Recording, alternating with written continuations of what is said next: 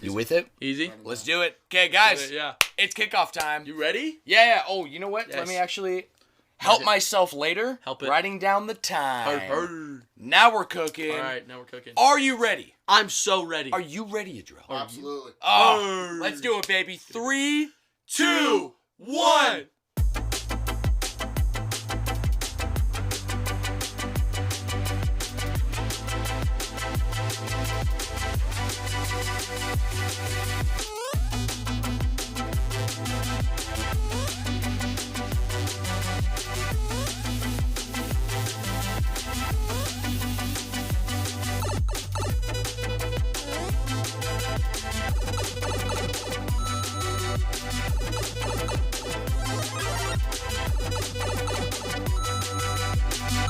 What's up, guys? Welcome to the Flash Bro podcast. Officially, this is actually the final episode of the season. We are going to be calling this one Endgame.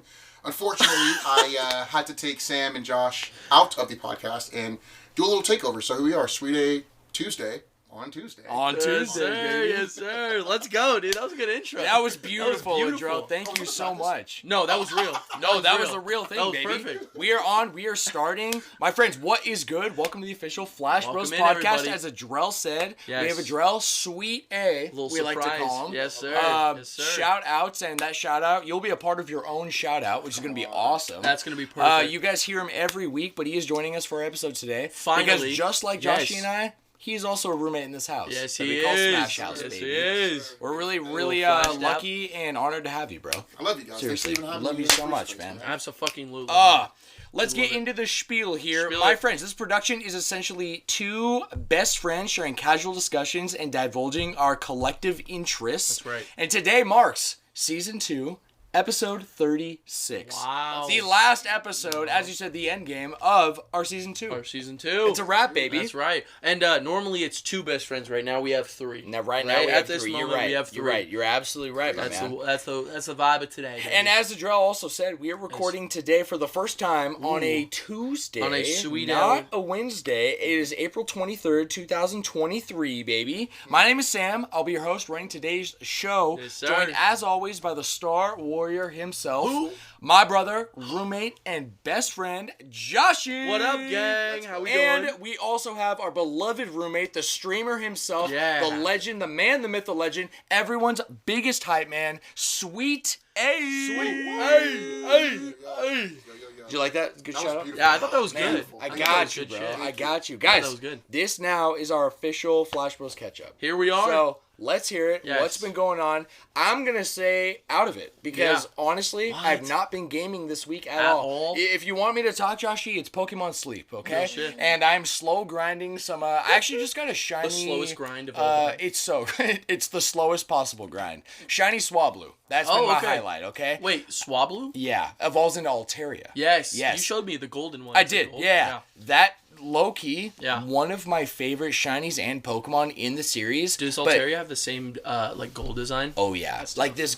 Do you know so, what so Altaria cool. looks like? I have no I'll give you. I'll find like, the shiny yeah, picture, but find you the describe picture. it for I'll describe everybody. it for you. She is like this. It evolves from like this, almost like a dove, but the wings are clouds. Okay, and Yeah, seen so that? normally it's like this Oh, yeah, blue I've seen color. Yeah. Yeah. But it's like this gold. Yeah, that's what it normally so evolves looks like. into Altaria, which badass Pokemon name. Beautiful. Altaria, Now it's like these majestic, almost like dragon wings, because Cloud she actually dragon is wing. dragon type. Okay, dragon fairy. If she has a mega evolution. I thought yeah. I thought Dragon was only with the Mega Evolution. Am I wrong about that? I think it is. I think it's dragon flying.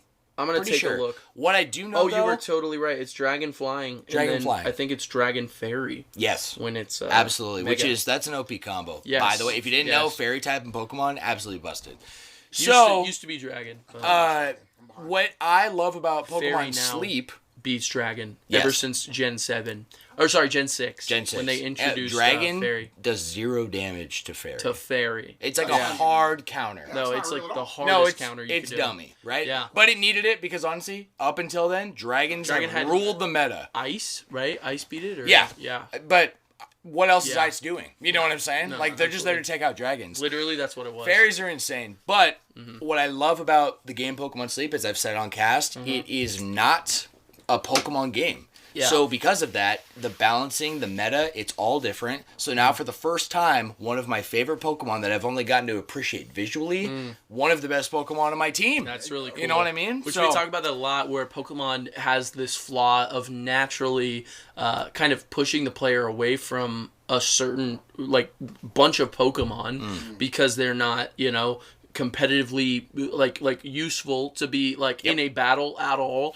It's not going to work for the rest of the game. Well, that's pretty much all I got. So I want to hear from you guys what has been going on. What have you guys been doing this past week? I will say this, I think next week I want to get more into Xenoblade 3 because I love Xenoblade 3 so much. I will say I have crossed a threshold where this has gone from one of like my favorite Xenoblade experiences to possibly one of my favorite games of all time. Which is so exciting. It's so exciting, but just to say a couple words on it, the writing is like it's like AOT level. I say that about Xenoblade all the time, but it really is peak. It really is like the best, most well-written video game I've ever experienced. You don't normally see, unless it's a game that's based in certain characters, you don't see like incredible like character written dynamics that are as depthful as absolutely Xenoblade 3. Where even minor characters, what they say has grand merit in everything. Unless it's a game that prides itself on that, like Last of Us, where the point of the game is those character interactions. But there's something to say about The Last of Us, which is a much, much shorter, smaller world experience. There's not as much depth. Yes. Xenoblade is literally massive, spanning 3 games plus DLC. Yeah. I'm with you 100% in So I want to talk about that next week. Let's because do that. I have been talking about this consistently on the podcast. We actually have talked about it all weekend. Which is the fact I am hooked in Smash right now. And there is a big reason why, and it's because my sights are set on Adrel right now and his abilities to genuinely destroy anyone who challenges him, right? So it is absolutely true. I want to take the bullshit out of it. Adrel is one of the, if not the best player of Smash I've ever met. Absolutely. Like, you have a control of Lucas, especially, a way that I have never seen another person do. Your switch-ups are par none. No one can switch up the way you can. If something isn't working, you try something else, and it feels like you have this arsenal of just combos and shit in your mind. And I'm not just trying to glaze you. I'm telling you the truth.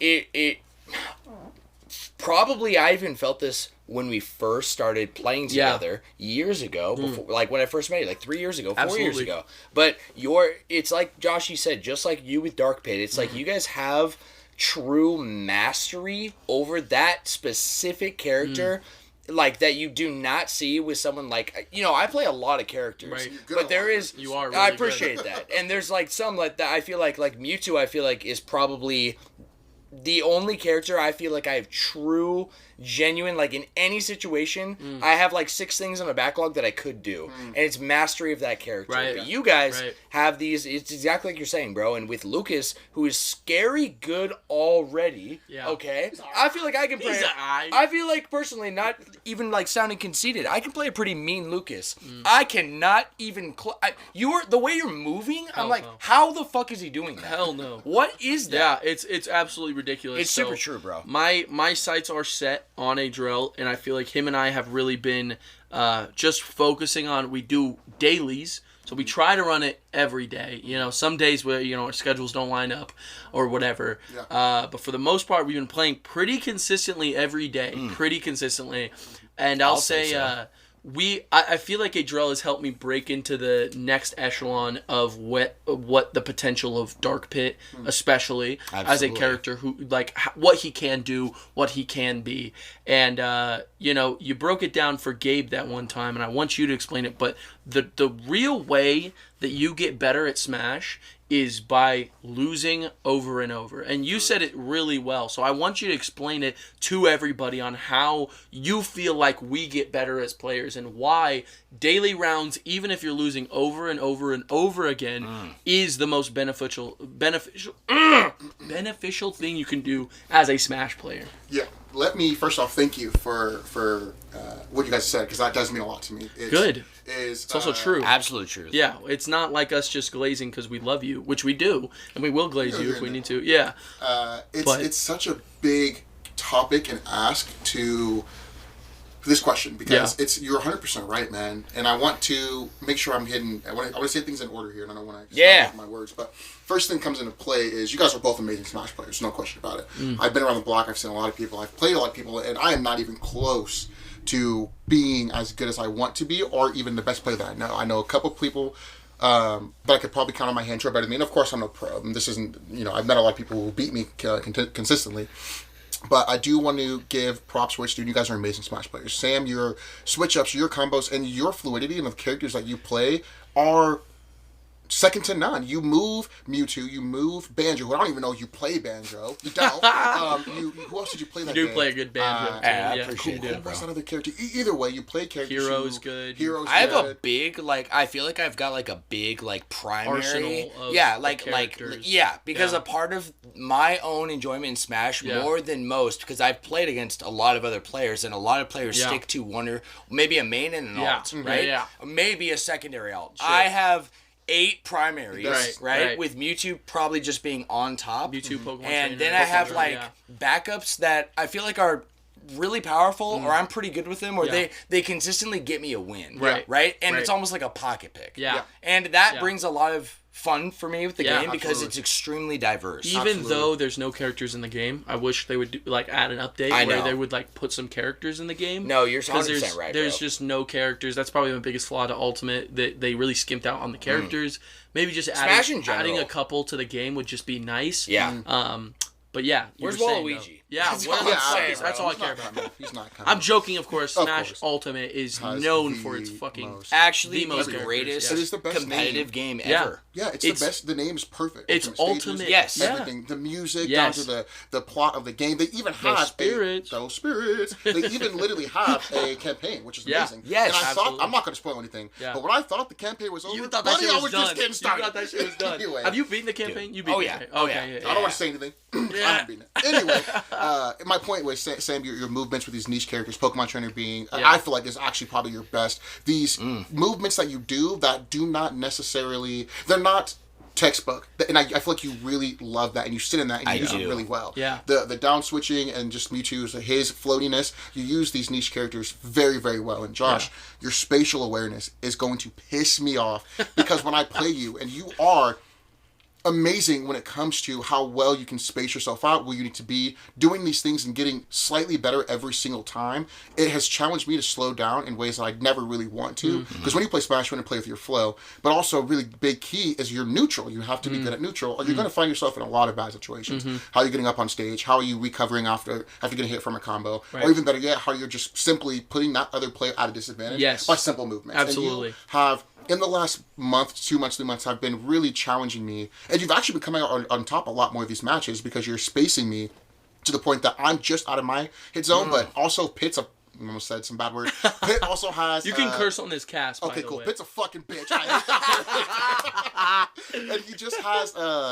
when you have sword characters, they have an extra... Not hitbox, but the hitbox... No, but they do. Right. They do. And in fact, it's a disjointed hitbox. It's not meaning fair. if you can't tie, the you can't sword stop. wins. Yeah. Yes, and you can't see these hitboxes. And I'm not trying to complain about the character, because Josh is using fantastically, but they do have a phantom space when you're hitting them that looks like you're out of their range, and you're not. You're actually right where they want you. And Josh has been putting me in these situations and making me slow down when it comes to how I'm recovering the stages, how I'm actually... He's putting me in boxes, and I'm like, this is how you get better. So back to the whole point that you were saying before, the only way, the absolute way that I have found because I don't watch videos, and that's probably why I'm not going to be as good as I could be. Watching videos and watching people who are better than you play can obviously help you. Play like Lucas. pro players. Yeah. But to this day, there's nothing, and this is just in life in general. You will not get better at anything you do until you keep doing it over and over and over again. Absolutely. I want to say it was Michael Jordan who, not Michael, yeah, no, it was Michael Jordan who said it. What did he say? The quote, his famous quote, he says, "I failed over and over and over again. That is why I succeed." And those words ring in my head because he's not telling you that he failed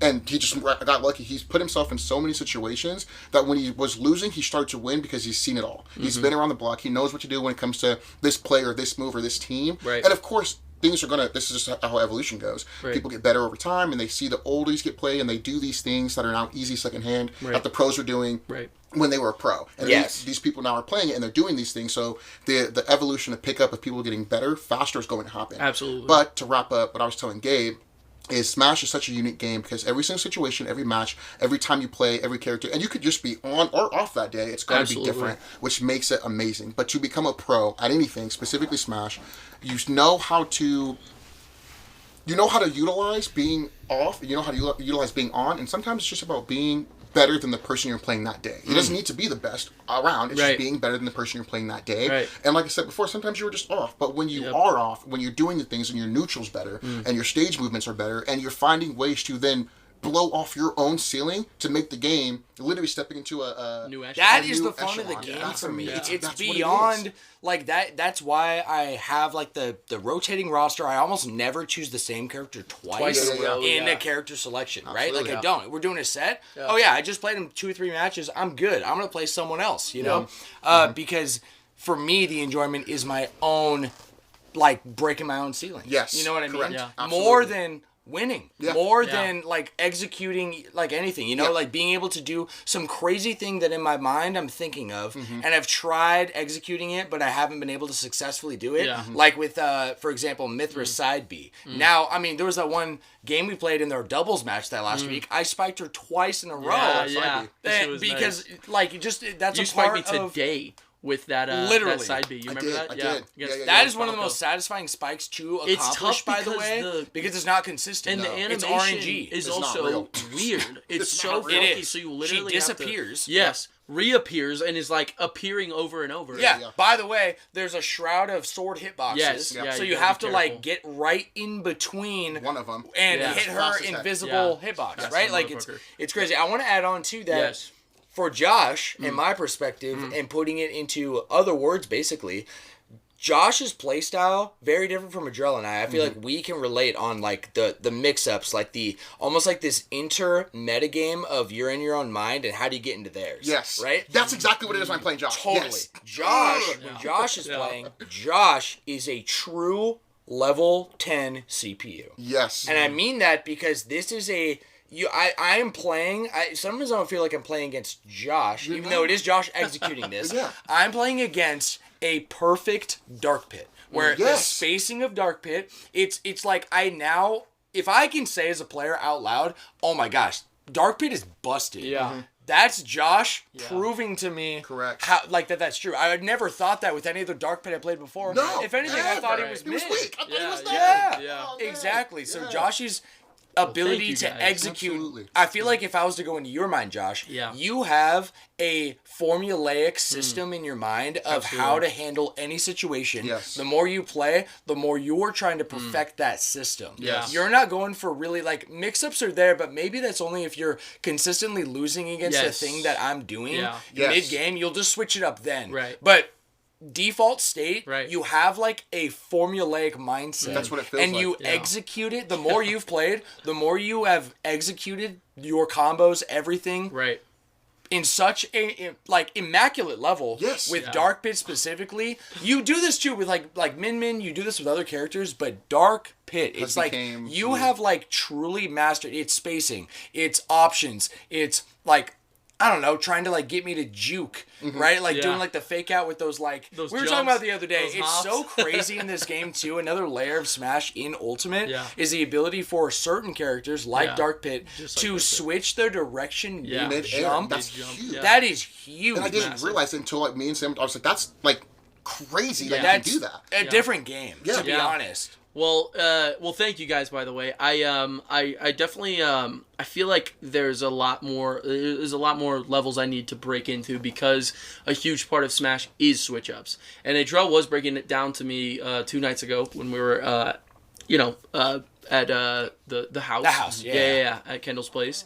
And the Sutherlands. The like Sutherlands. the Sutherland household. I like on the edge of the desert. It's beautiful, isn't it? Absolutely. But it was basically that there is an importance in switching up, and that's probably one of my biggest weak spots because truly, if someone was at a much higher level than any of us, they would see those calculations in the same way you can beat a level 9 CPU really well, you would be able to beat me at my game with Dark Pit, and that's just how it would rock and roll. Yeah. You know what I mean? Well, I think that's a part of the game design is that no strategy in this game is 100%, even if executed perfectly, right? As shown by pros and CPUs, no character is broken enough with it where you can't have counterplay. Maybe Steve. Everything. Maybe. Well, but even then, like, honestly, here's a really simple counterplay. Yeah. Hero. Like, seriously, you, like, disable Steve's projectile game, he's almost not powerful. good. Yeah. Right? Yeah. Like, so there's never any true no counterplay scenario, and that's a part of the magic of the game. It is. Yeah. It really is. And that's why also, not to cut you off, I don't like Melee for that specific reason. I agree. agree. It's very textbook, I completely agree. And it's like that. It's like what you're talking about. Yeah. And super quick, I want to say this before I lose my train of thought. Back to playstyles, I think Sam and I, what you're talking a little bit about, Josh, as well, is I do literally see execution and player mastery. Those two things are what I have been able to, I would say, tailor my playstyle around, and Josh a lot more spacing and being able to get you off of that player mastery and off of that. Like, oh my gosh, what was the other one? He almost pushes us to execute the switch ups more effectively and push us to be better players because of our difference in playstyle. Absolutely. You know? Absolutely. Like, if you and I had the same playstyle as Joshy, I'll be honest, that would look like a pro match. Because we would be we would almost not hit each other. That's literally what because it is. we're playing extremely safe. Josh is a very safe player. Adrel and I are not. We are extremely aggressive. Yeah. And this is no diss or even like, this is almost like a challenge for you, Josh, as well, to be a little bit more aggressive in those situations because, like you said before when I was telling you the other night, if you can master already being that textile play that you are with those switch ups and being aggressive, you will be better than a lot of people that I know. Yeah. I have to give my shout outs to Ben, Scott, and Ozzy, who unreal. Who are insane. They can be better than me, and Ben and Scott definitely do win a lot more matches. But I learned so much from them because they don't just play safe; they also play aggressive. But they also know their neutrals so well and their character mastery so well that they are at the top because they know how to switch those up but play safe. They know the game. They can break it down. And that's also a piece of shit. Don't get me wrong. And these characters that they play, best Ness insane. And it's not just the simple fact that these characters that we're talking about. It's also the person playing them. You are amazing with Dark Pit. Sam, you're amazing with your little arsenal. Scott's amazing with Zero Suit, and Ben is amazing with whatever frick he wants to play that day. Donkey Kong's crazy. Donkey Kong's crazy with his Donkey Kong. I've never seen Donkey Kong move good. like Ben does. Holy shit. There's like no frame open where he's standing still. Yeah, like he's just moving. He's a huge hitbox, and normally when you have someone like Dark Pit, you're really able to counter that really well because multi-hits. I'd get destroyed by your Dark Pit. I mean, just like the multi-hits, a Nair alone, if you have a big hitbox, that thing's dangerous because that's literally, it's surrounding my entire character, you know what I mean? Oh, yeah. And Ben is able to work around it in a really, really respective way, so I'm glad you mentioned those guys. I wanted to say, though, bringing this to even one of the things that I was loving the most about when I was watching Kuroko is that is the sense of a lot of the end of the show. These guys can't just play the same thing.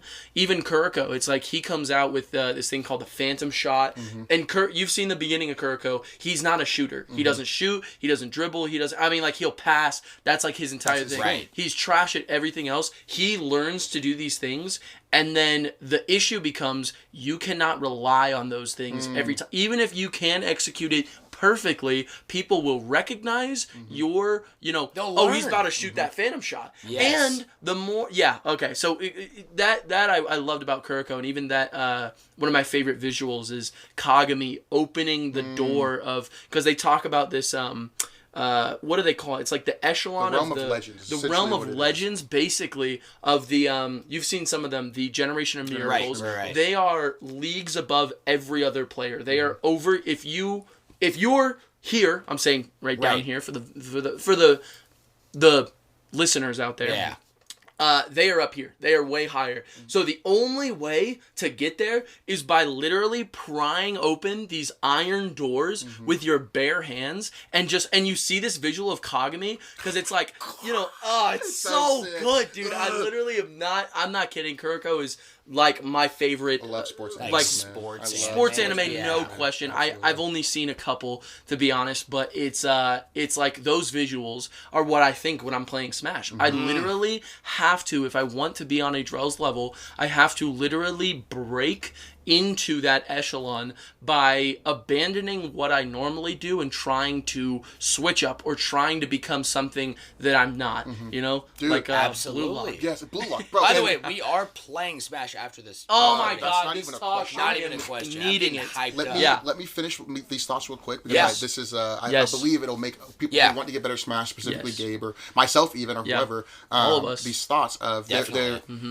Ben, Scott, thank you so much for making me as good as I am in Smash. They put me in a box, and what I mean by putting me in a box is they were whooping my ass over and over and over and over and over again until I started to literally break open and crack and jolt and move. In this box, I began to expand the reservoir, trying new things. I'm not falling so easily down to that spike that they're doing. Or I'm not really moving into the way that they want me to do. I'm doing something completely different, which is then... Sorry if I'm talking really fast, Sean. No, this is perfect, bro. Yeah. This is literally how we talk. I gotta make sure I slow There's down something because special I'll say about a podcast where, like, if you're just taking it in listening, unless you're talking so fast that, like, I can't in front of you understand No. you're good. Okay, No, good. and that's the point. I mean, we're talking, our passions will cause us to, you listen to any of those, if we go into, like, the state of AAA, I am fucking cooking words per second. I'm like, this is the most ridiculous thing I've ever seen in my entire life. You know what I mean? Or even the Kirby lore episode. I'm like, yeah, I am fucking spilling everyone's brains full of it. So don't ever worry about that. It's passion talking. It's passion talking. That's the point of this cast. Absolutely. Long story short, being put in a box over and over and over again and learning how to break that box is what's going to make you a better player. And the only way to get put in a box is to lose over and over and over again, or even win over and over and over again. And you don't know better until you see better. That's of course. But the biggest thing is you have to know, and me and Josh have been playing, I do these things, I play him in a box, and he breaks that box. He's doing something differently. Now that I have to do something differently, and we keep growing and keep getting better and better. And that's what's going to make you better. But the only way that it does is if you play someone better than you or you watch someone better than you. It's the only way.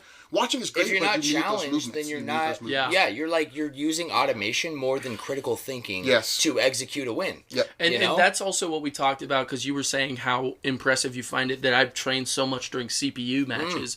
There is a cap to how much you can learn from a CPU. Yeah. And, once you kind of break through that, you can't really go back and train with CPUs. Yeah. All that's going to teach you is what you already know, And so I feel like I'm at a point right now, I'll play CPUs when I'm running around, but it's not really training me. It's more like... giving me a way to move. It's like execution mastery. Execution mastery and trying those things. But you're not really trying new things because you're not put in a box. And, I'm not going to say this because, I mess with Adriel all the time. We talk about the best in the house. We do that shit all the time, just on each other's asses. But the truth is, for a little bit, your Falco could not beat my Dark Pit. Was not it just wasn't touching it. And you literally had to break it. And you did. And now, him and I's matches are either or. Yeah, you know and what coming I mean? from an outside perspective then, your Falco is way on another level than it was a month ago. There's no way. I'm not kidding. I already respected it because you're a good player. Yeah. But the things you're doing with Falco, especially below stage where I know his vertical recovery is trash. Right. You were executing and staying alive and doing combos that I'm like, oh my gosh, what is this? How is that possible? This is another level. Oh, man, I appreciate that. It all it's comes real. from what you're saying about breaking out of that box. Yeah.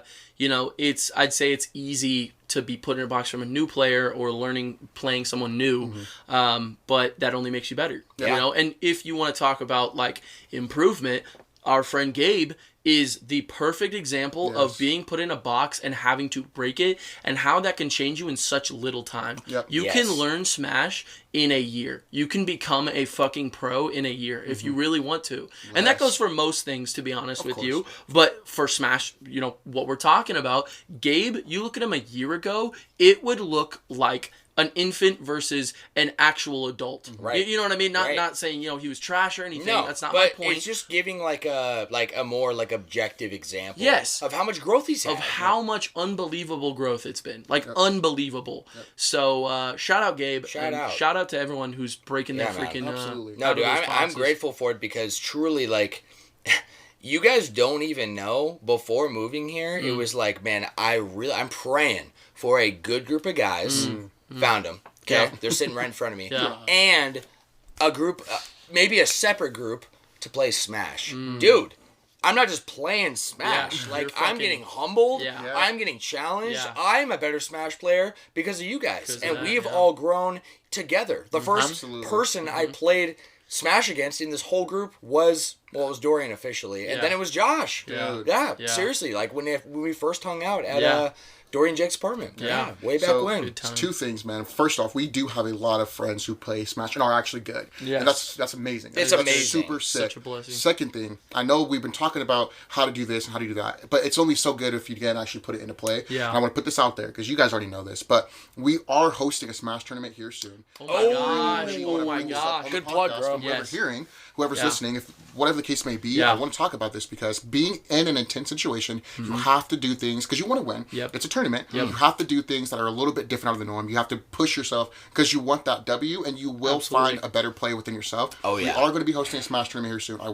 You don't have to be the best of the best, but what I figured is we do want you guys to come, have a good time, get better at Smash. We're going to be eating some Zara. We're going to be having a good time, but I really want people who want to get better at that tournament. I'm not saying you got to be the best there, but who actually are hungry to get better at Smash. Because that type of environment will bring out another player. If you have that hunger, everyone, and you're surrounded by people with that hunger, you will get better. Come hungry, come hungry. Come hungry. Yes, come guys, hungry. if you have any interest, write in. Please. Write in. Seriously, Sure. we'll get some dates going. We'll actually settle, the three of us will talk. And we'll actually get a good station going, and we'll try and get a date locked in. Actually, this is perfect. I think we should take a break right now. Wrap up our catch up, our rendezvous of our getting together and starting off this cast, and take a little break. We'll dive into the episode and more details to come.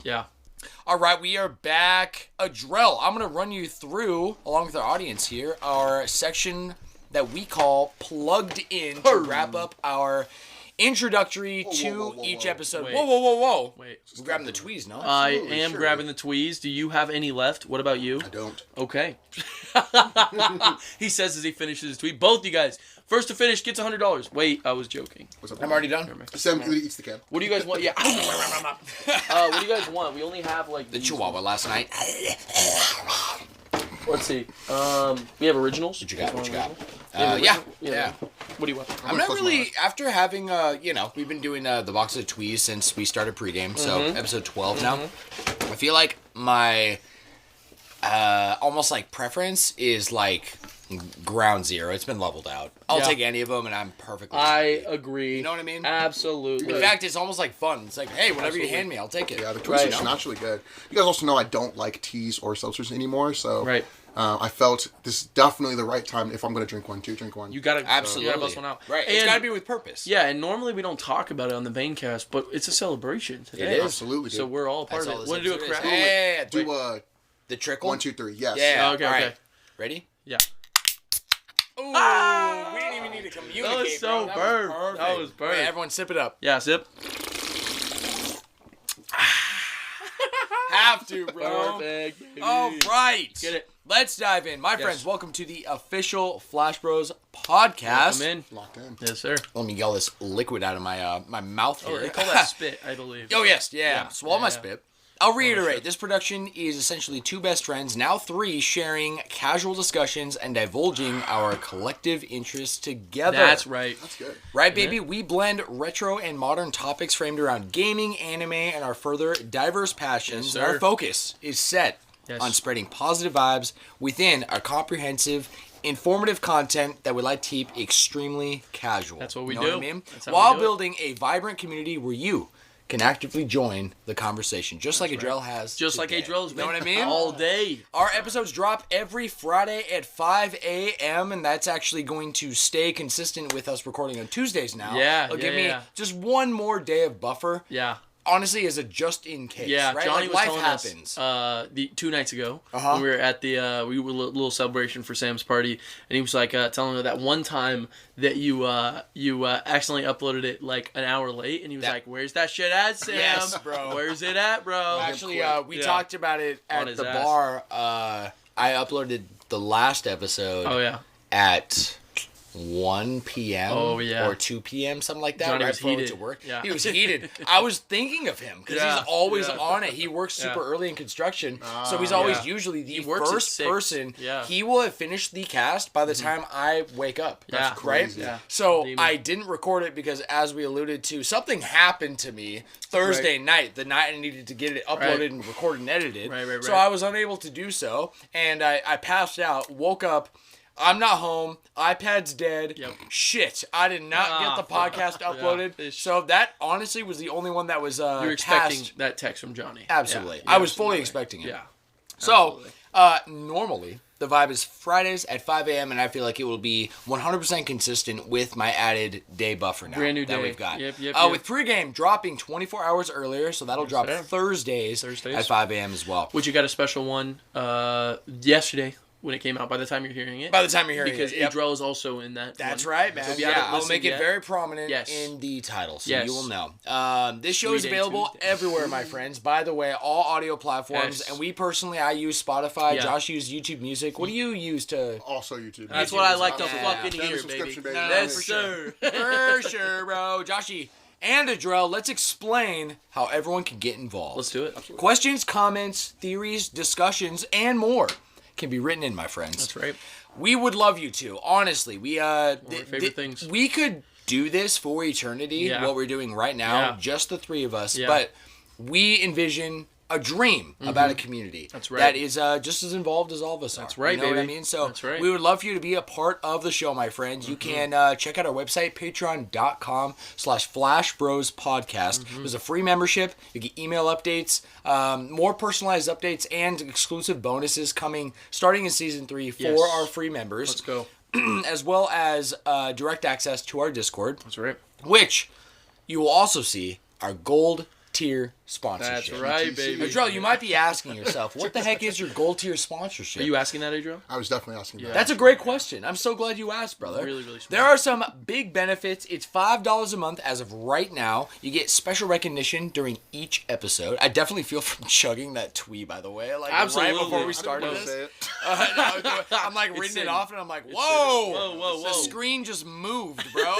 This tea's got me twisted. It's great. It's just perfect. I'm going to ride that one twee out and we'll keep going. Absolutely. It's like the Bombay, no? No. Special recognition during each episode, which is going to be coming up in a couple of minutes here. Sir. Yes, sir. Access to our exclusive content, not just some, but all of the future exclusive content that is coming each and every season. We got cooking in this podcast. Stuff coming up. And our exclusive Patreon gold tier sponsor Patreon posts, as well as the ability to submit submissions and write-ins directly through Patreon via DMs and exclusive channel access within our community Discord server, which we're all a part of. And the biggest benefit being a membership lock-in. That's right. Joshy, what is a membership lock-in? Essentially, in the future, once we don't want to get too big, but we'll take off a little bit more, right? Right. Inevitably, a price will raise at some point in the future, right? Right. The people who are locked in now will be locked into the exact same price forever. And permanent. That means if we have 3 more tiers, you'll be the top tier for the rest of your life. Yeah, I actually plan to. I continually want to reward those who've been along for the journey in the OGs. The OGs, right? We have, I think, 8 Patreon gold tier sponsors right now. That's right. So Josh and I both want those people, including Adrell. Adrell's on that list. He is. SweetAyeee. To have like the most benefit instead of those coming in later, giving us more money. Yep. It's not really about that. It's actually more of I want to raise the price eventually to make a gate. I want to keep again, like just like Joshy said, we don't want this show to grow too big where the audience becomes just a number and a figurehead. Absolutely we want to be involved with our audience, with the community, constantly. No one will ever go under the radar. A part of that reward is exactly as you said, a permanent, you're paying $5 now, you will forever pay that price. Forever. In fact, Patreon, the way it's set up, I've never seen this, but if you like have a payment failure or anything happens on your end, they won't cancel for you. Yes. They will just wait for you to have the money. Right. You have to actually go in yourself and hit cancel to lose your benefits. So if you don't do that, you are locked in for life, my friends. Right, baby. In addition, honestly, you know what? What?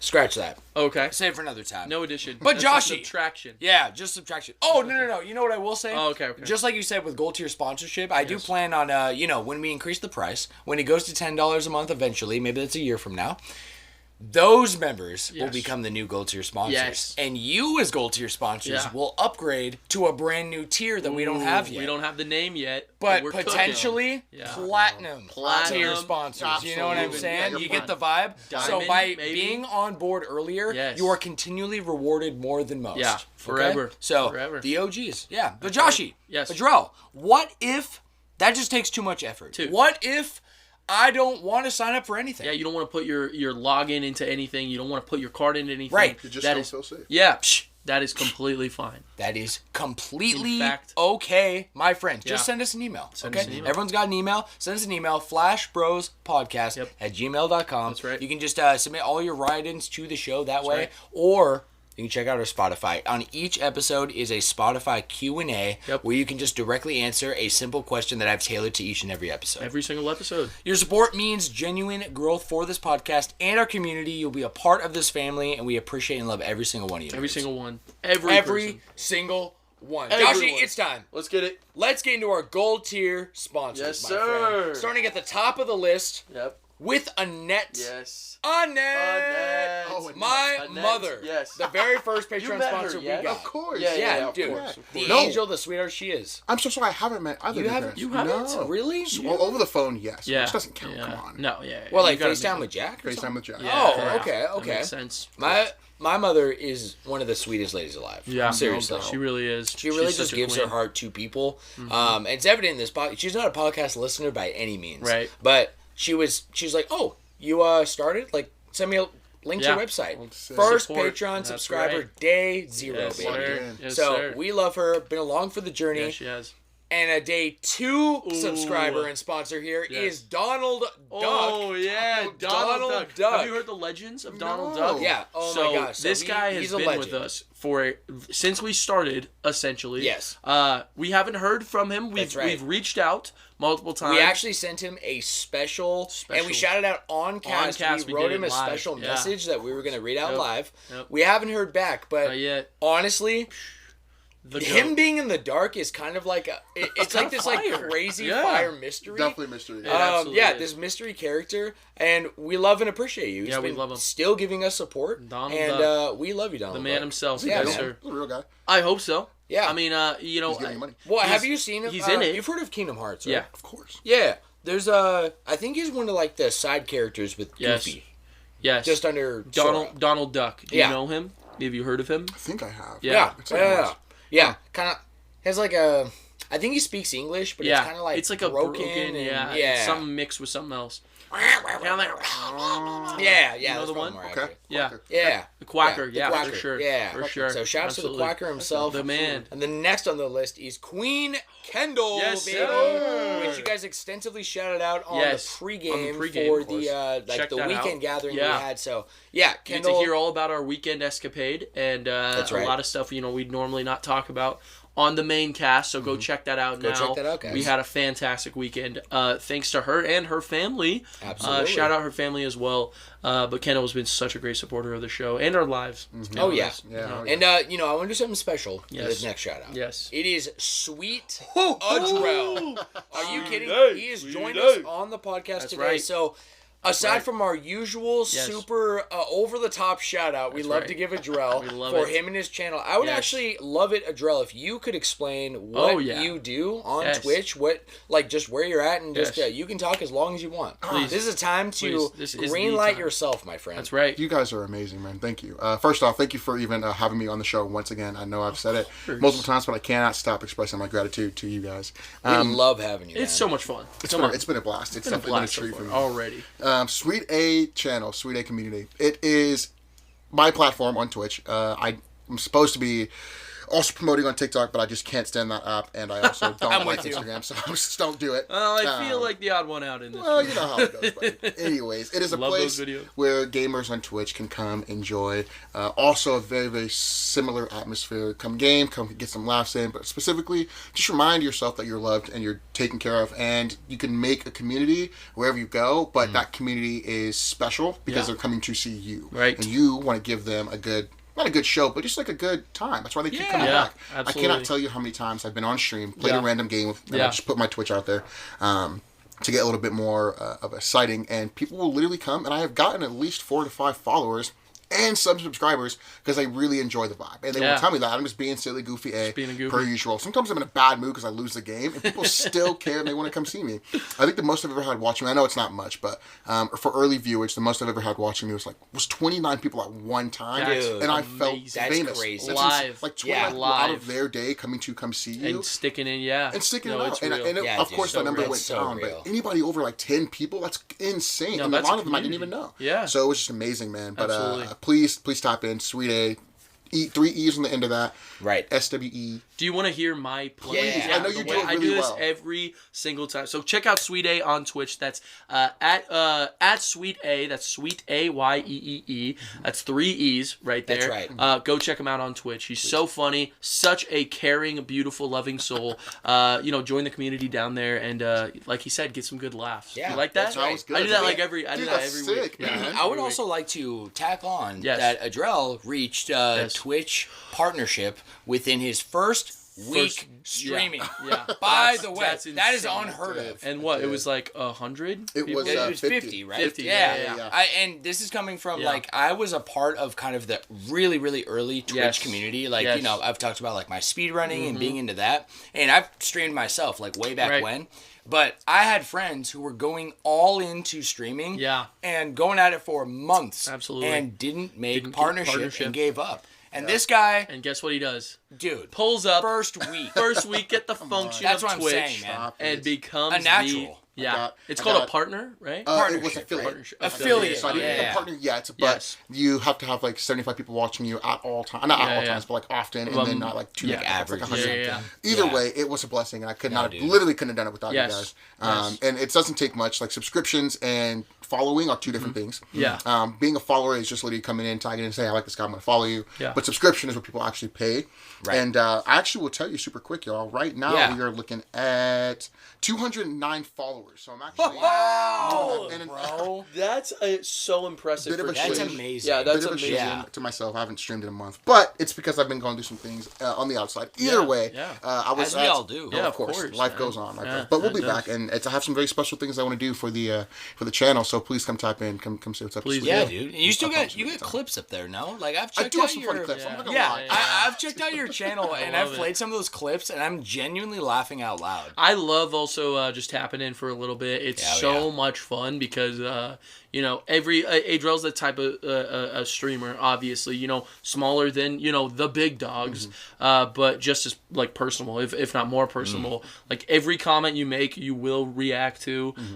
You're always, we can hear it from the outside in the same way you can hear us screaming. This dude is putting on a perfect show, and everyone's a part of it. So kind of sounds like from everything Josh and I have talked about in the cast, Adrell is an example of like an indie studio and how much you have said we need those. Like that is the future of gaming. And That's something I talk about a lot, which is just the big dogs, the huge mega corporations who are producing the biggest AAA games are not going to be able to stick around for ever. No. Because it's not sustainable to consistently ask for more money from growth, people. Right? Yeah, When you were chasing growth and you lose the soul and heart of what originally started. Because how can a giant corporation keep a heart when they are 500 plus people? You know what I mean? Right. So those indie studios, the SweetAyees, the Flash Brothers, those guys are the ones that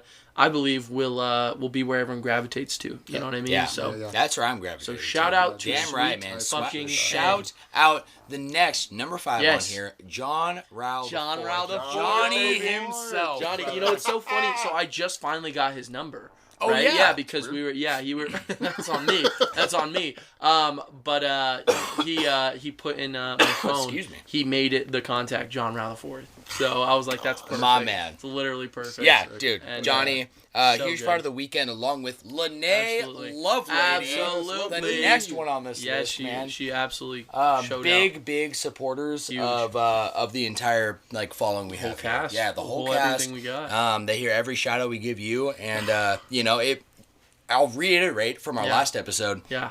When you guys finally got to meet, when you got to meet Lene, when you got to really meet Johnny for the first time a few months back, what a feeling for me, man. I'm just kind of, you talked about the two worlds. It was they're colliding. It's finally. It's an amazing feeling. And I don't mean to take over here for a second, no, but I please. have had plenty of friend groups that have been just being in Young Life, being working at Dutch Bros, and being a football player. You just meet a lot of people, and then also being in theater, you're going to have a lot of different niche groups. Yes. But I have the amazing pleasure of being in a group of friends that have literally collided. You and Gabe, Shy and Gabe, or whatever the case, Robbie, Dylan. These people were all in different aspects of my life, and to see them literally come together and then become friends, it is amazing feeling. So good. It's amazing. That's how I feel with like Dylan and Brody are so close now, right? And Blade, of course, and those were two very different sides of my life, man. And they've just collided and become. I mean, even Yoel is roommates with Reese. That is the most wild. Crazy. Fucking, You're telling me I lived with them. It's my cousin. Crazy.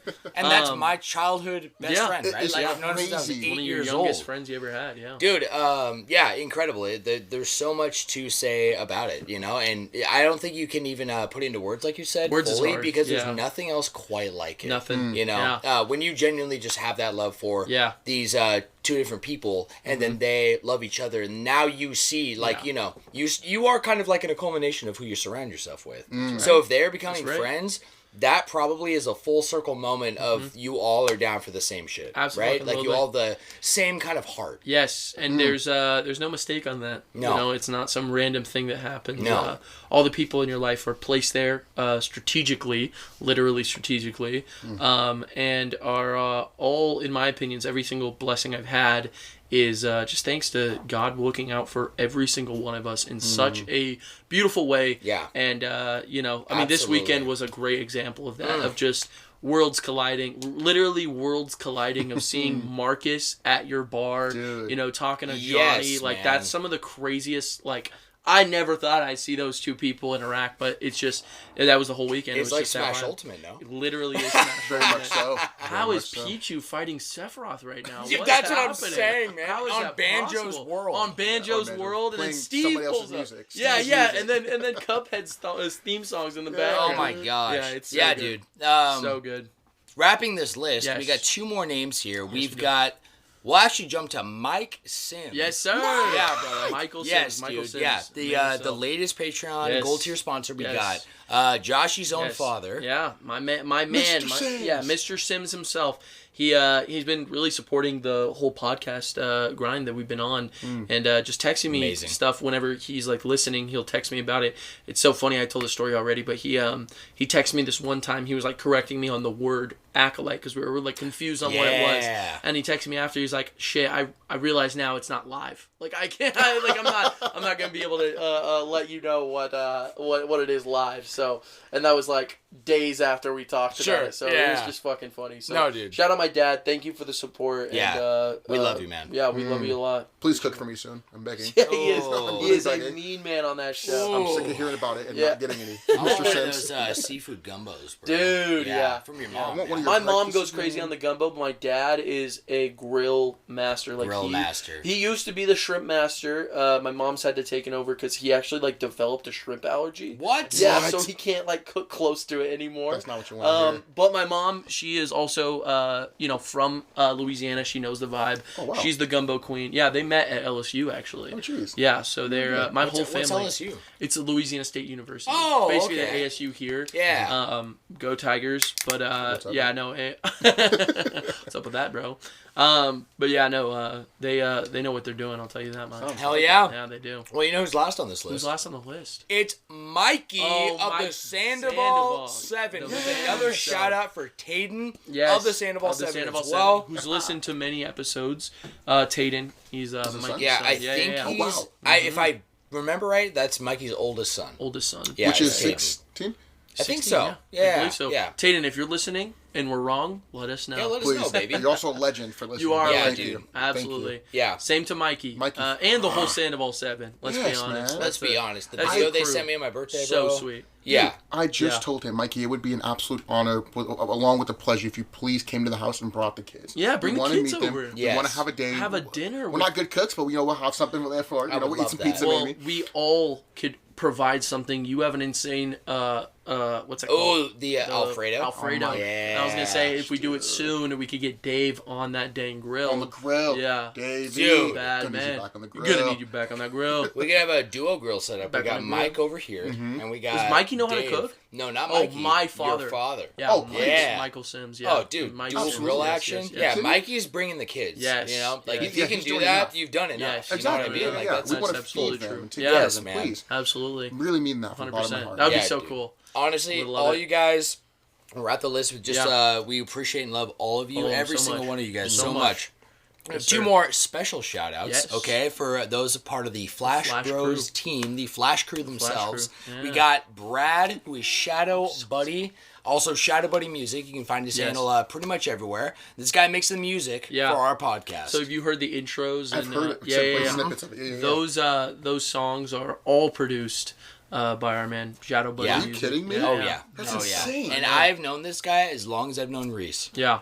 He's That an crazy? OG. He's Dude, an you know OG. what? He's an OG. I'm gonna get D7 to do like a small rap for like the Flash. that'd be That so would be sick. crazy. I'm sure he'd so love to do it, like a tough, little yeah. snippet too. Oh yeah. Oh, my God, I would that's so love cool. that, man. Yeah. Get Oh more my people gosh, involved. dude. Come on now. Those small indies you were just talking about. That'd be another. Yes, you know, man. so No, Chris. and Dude. I'd we all much work rather have together. that than like any like even like a big producer like hire them or ask them to make me Yeah. something and they're professional. You Yeah. know, like no, let's keep all parts of this production just Right. small scale and personal. Yeah, you know, absolutely. Yeah, because Absolutely. you don't need to be huge to have talent. Like, No, come on. yeah, Yeah, you know what I absolutely, mean. dude. Absolutely not. That's not where the magic happens. No, baby. sir. And next on here, the last shout out Yes. is Caleb. Oh yeah, Caleb. Big my Caleb. man. He One of was, my uh, best No, friends. he's not.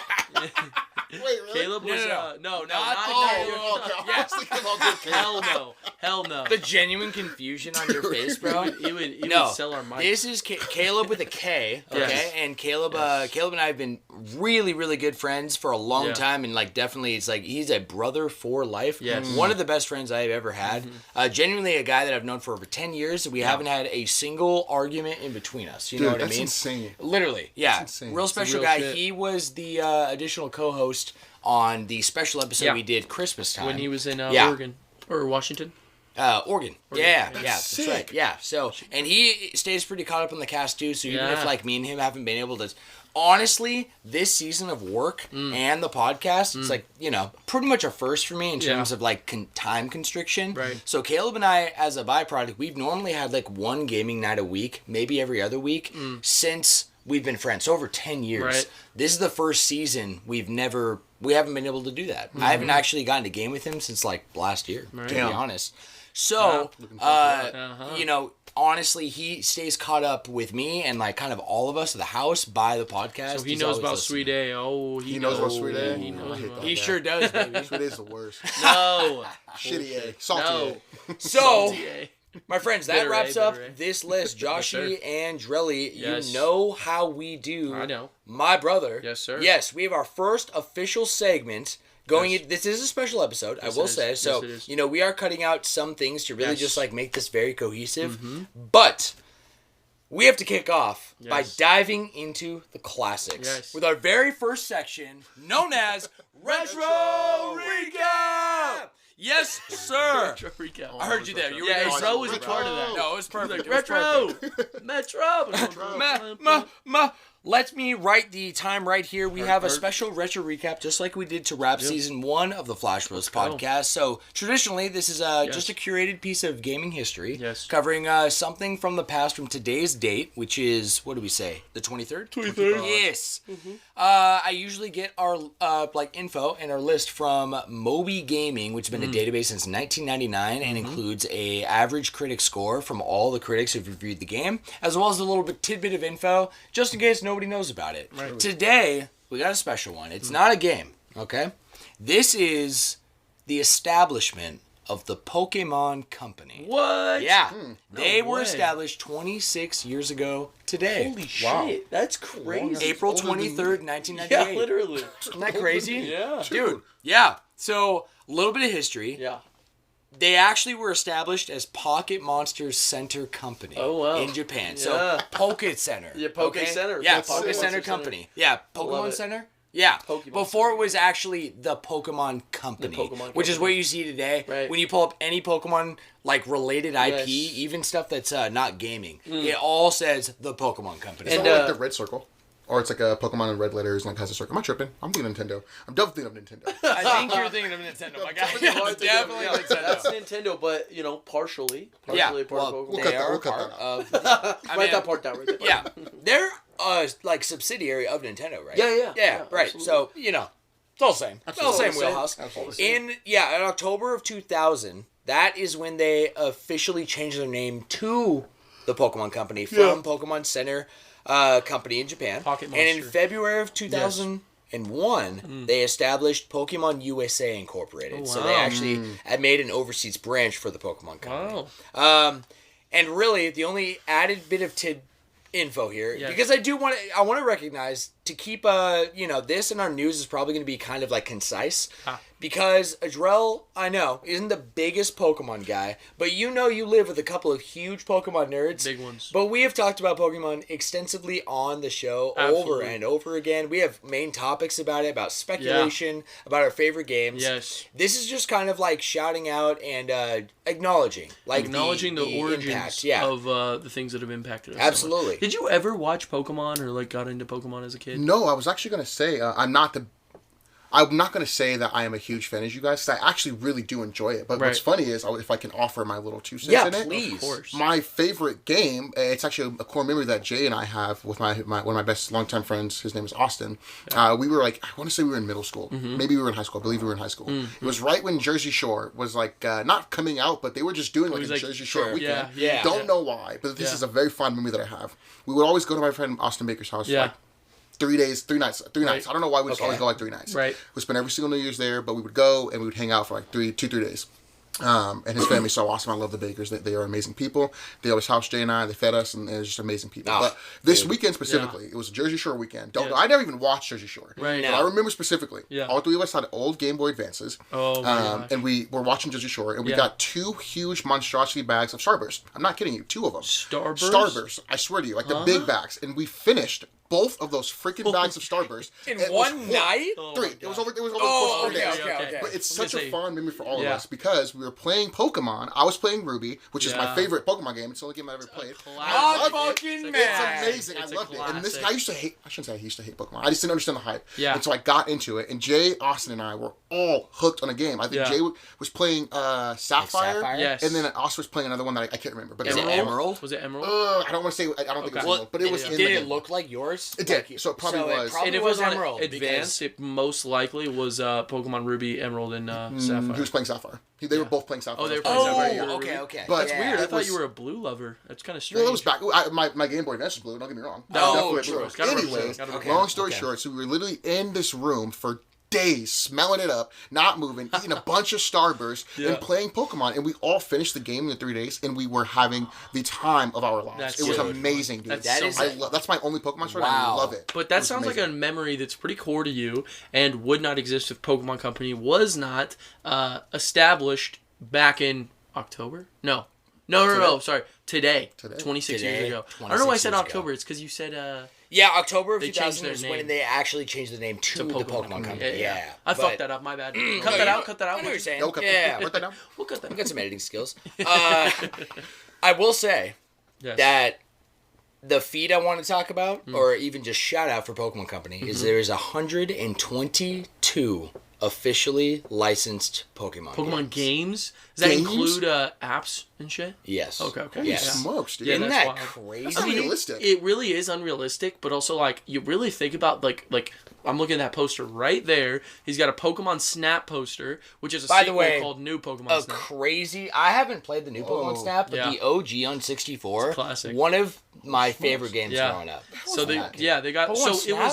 It was a game that was set up where it wanted to utilize environments on the N64 and wanted to use the Pokemon IP in order to do so. Originally, it was actually made as like it was the same vibe, picture taking. Yep. But they were going to do like at first they were like animals or they wanted to do some kind of world, and then the IP Pokemon got attached to it, and that's an official licensed Pokemon game. Yeah. Sick. So they set it up to like you're on a rail. Yeah. And as you it's like a level select, so you pick the level and then you go on the rail, and there's not that many levels, maybe like 8, but you pick like the first level, which is kind of like a beach, right? And you're on a rail in this like car, and you're able to turn 360 and use your camera.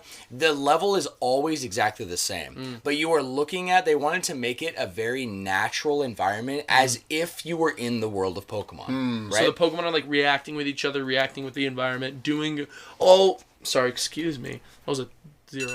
Oh my gosh, that scared the life. Timer! We got recycle. We got to take out tonight. True. I just got my own alert, which is also at 9. At 9? Crazy. I didn't get shit. I didn't even get a text. But yeah, it's pretty cool. So No, pretty it's great actually game. like amazing. That is one of my favorite games. But yeah, that's as of today, and so that's not even including. You said 122. 122. 122. Isn't that nuts, man? That's not even including the massive amount of merchandise and that whole side of Pokemon, Anime, which is, I mean, you're sitting on a Pokemon plush, cards, right? Yeah. Big old Sitting Squishmallow. on a big old Pikachu. Yeah, Pokemon cards. Yeah. That is Alone. a huge It's its own wheelhouse thing. It really within is the its IP. own beast. Yeah, Yeah. dude. Really Pokemon, I mean, we talked about this in episode one time, Yeah. but Pokemon is one of the biggest IPs in the world. Yes. Of course it is. Absolutely. The joy that I felt, and I was someone, a Pokemon hater, quote unquote. Right. The joy that I felt, it was amazing. And this is a side alone of me enjoying Pokemon Go when it first came out, and I loved it. In 2016. 2016. Yup. First my best year, let's be honest. I don't know what happened since 2016. But anyways, I also graduated that year, so I'm a little biased. That'll do it. Pokemon Go was the most fun and the most real thing that I felt, and I haven't played the game since, but the most real felt that of me actually being a freaking Pokemon hunter. Yeah, you I'm felt out like with it, my didn't friends. you? We're on scooters. We're going out every single other night to go play this game and go grab do some something Poke- that's not even Yes. like. But it brought the community together, people, and that is an amazing thing. Yeah, Absolutely, man. And Pokemon has probably brought people together second to Mario of any kind of like IPs Smash out Bros, there. maybe? Yeah, that aren't like corrupt, Yeah. right? Like it really at its like core of like, okay, yeah, maybe there is like corruption in the back end, okay? Sure. But I, as a gamer and an enjoyer and appreciator of Pokemon, pretty much my whole life, just like you, Joshie. Yeah, absolutely. You know, they really like reward their fans. Yeah. They really like, you see the heart in it. You see there's over 1,000 Pokemon. Over now. 1,000. It just hit realistic, 1,000 in That Scarlet is and Violet. insane. And man. introducing new ones in the DLC, so it's only a number Right. that's going to be growing from this point on. That's and right. we have a Legends game coming up, and they're going to introduce I was literally going to mention that. new forms, new Pokemon, brand new. types, too? Yeah. Jeez. I wish. I wouldn't put them past them because honestly, Make fairy use of them. they just do whatever they want. Yeah. You know, They really do, Which is and awesome, dude. you know, as a player who, you know, I play every single game, you know, every single main line. Yeah. And spin-offs. I played a good amount of spin-offs, but it's probably one of my most emotional to me games that I play because I get very connected to all my Pokemon, especially the ones in my party, and they almost hold this kind of like part of my heart for the rest of my life. I try to remember all their names, I try to have personalities that I kind of put onto them and the dynamics they would have with each other. When I was playing Tomodachi Life, I made human versions of all my Pokemon from that point in time. You did? Yeah, I had every single one of them on my island with I had like my real life friends mixed with like cartoon characters. I think Bill Clinton was on my. This guy's kind of nuts, man. Holy crap. It's just an emotional series for me. I get very connected. So it defines, I think, like when I think of the word nostalgia, I think of Zelda and Pokemon. Honestly, I want to ask one thing. So sounds like. Kind of like your echelon of Pokemon is Pokemon Go and Ruby. So, Joshy, what is your favorite non-mainline Pokemon game? Fuck, man. Well, it's kind of easy to say now because that Arceus game was seriously one of the best Pokemon games to come out in a long time. Are you not you're gonna include that in non-mainline? It's not mainline. It's a spinoff. Legends is its own series. True. It didn't introduce starters. Let me say. It didn't introduce Let's a new negate. Region. Legends, we're going to say no. I would say probably Mystery Dungeon then. Mystery Dungeon? Yeah, which I know is probably surprising because I've never really talked about it. But Pokemon Mystery Dungeon was special to me and my older sibling growing up because it almost introduced this whole new vibe to Pokemon where instead of it being... you're the trainer, which I guess technically lore-wise you are. But instead of it being like, trainers that are using Pokemon, it was a whole community of Pokemon. And as a kid, you are playing as the Pokemon. As a Pokemon. And there's dialogue between Pokemon. And each Pokemon has like characteristics to the Pokemon they are. And I remember it adding this almost like mysticism where it's like, oh, I want to see Dialga. I want to see the big dogs, how they would talk, how they'd react, and all these things. But at the same time, as a kid, there's like this childlike wonder of, the questions they ask you at the beginning of the game determines what Pokemon you'll be. And there's a set number of like Pokemon you could be depending on how they just ask you personality questions, right? Right. And it almost felt like a literal test of what Pokemon am I, right? As a kid. And I remember I had like little figures. I always had like those Pokemon figures, the ones, Always. And I remember I would play like Mystery Dungeon. I made my own teams and they all had like their own, personalities. So that was probably my favorite spin-off that isn't mainline, right? Well, I have a question for you then. Yeah. This is it's a little interesting because you talk about how much you love Pokemon. And it sounds like I can hear it through your words. Absolutely. And your passion. I can feel it. I'll stand by it. How do you think your pals would feel knowing that you've been playing? I just want to know, because, Power World, you love that game, right? You're playing that nonstop. I'm just curious how your Pokemon feel. It's funny you say that, Joe, because we've actually talked about that quite a bit. So I'll say it right. That's a fantastic question, by the way, because the truth is there's so much divide when it comes to true Pokemon. I don't want to say true Pokemon fans, but like die-hard Pokemon fans do not like Pal World, right? They feel like it's ripping off, it's taking the idea and copying. That's how they view it. I am not one of those people. I'm a strict believer that you can create something new with the idea of something else, right? And sometimes it might even turn out a little bit better. Pal World does things that Pokemon does not do. Like, the things you're explaining about Pokemon Sleep and how you're finally able to use these Pokemon.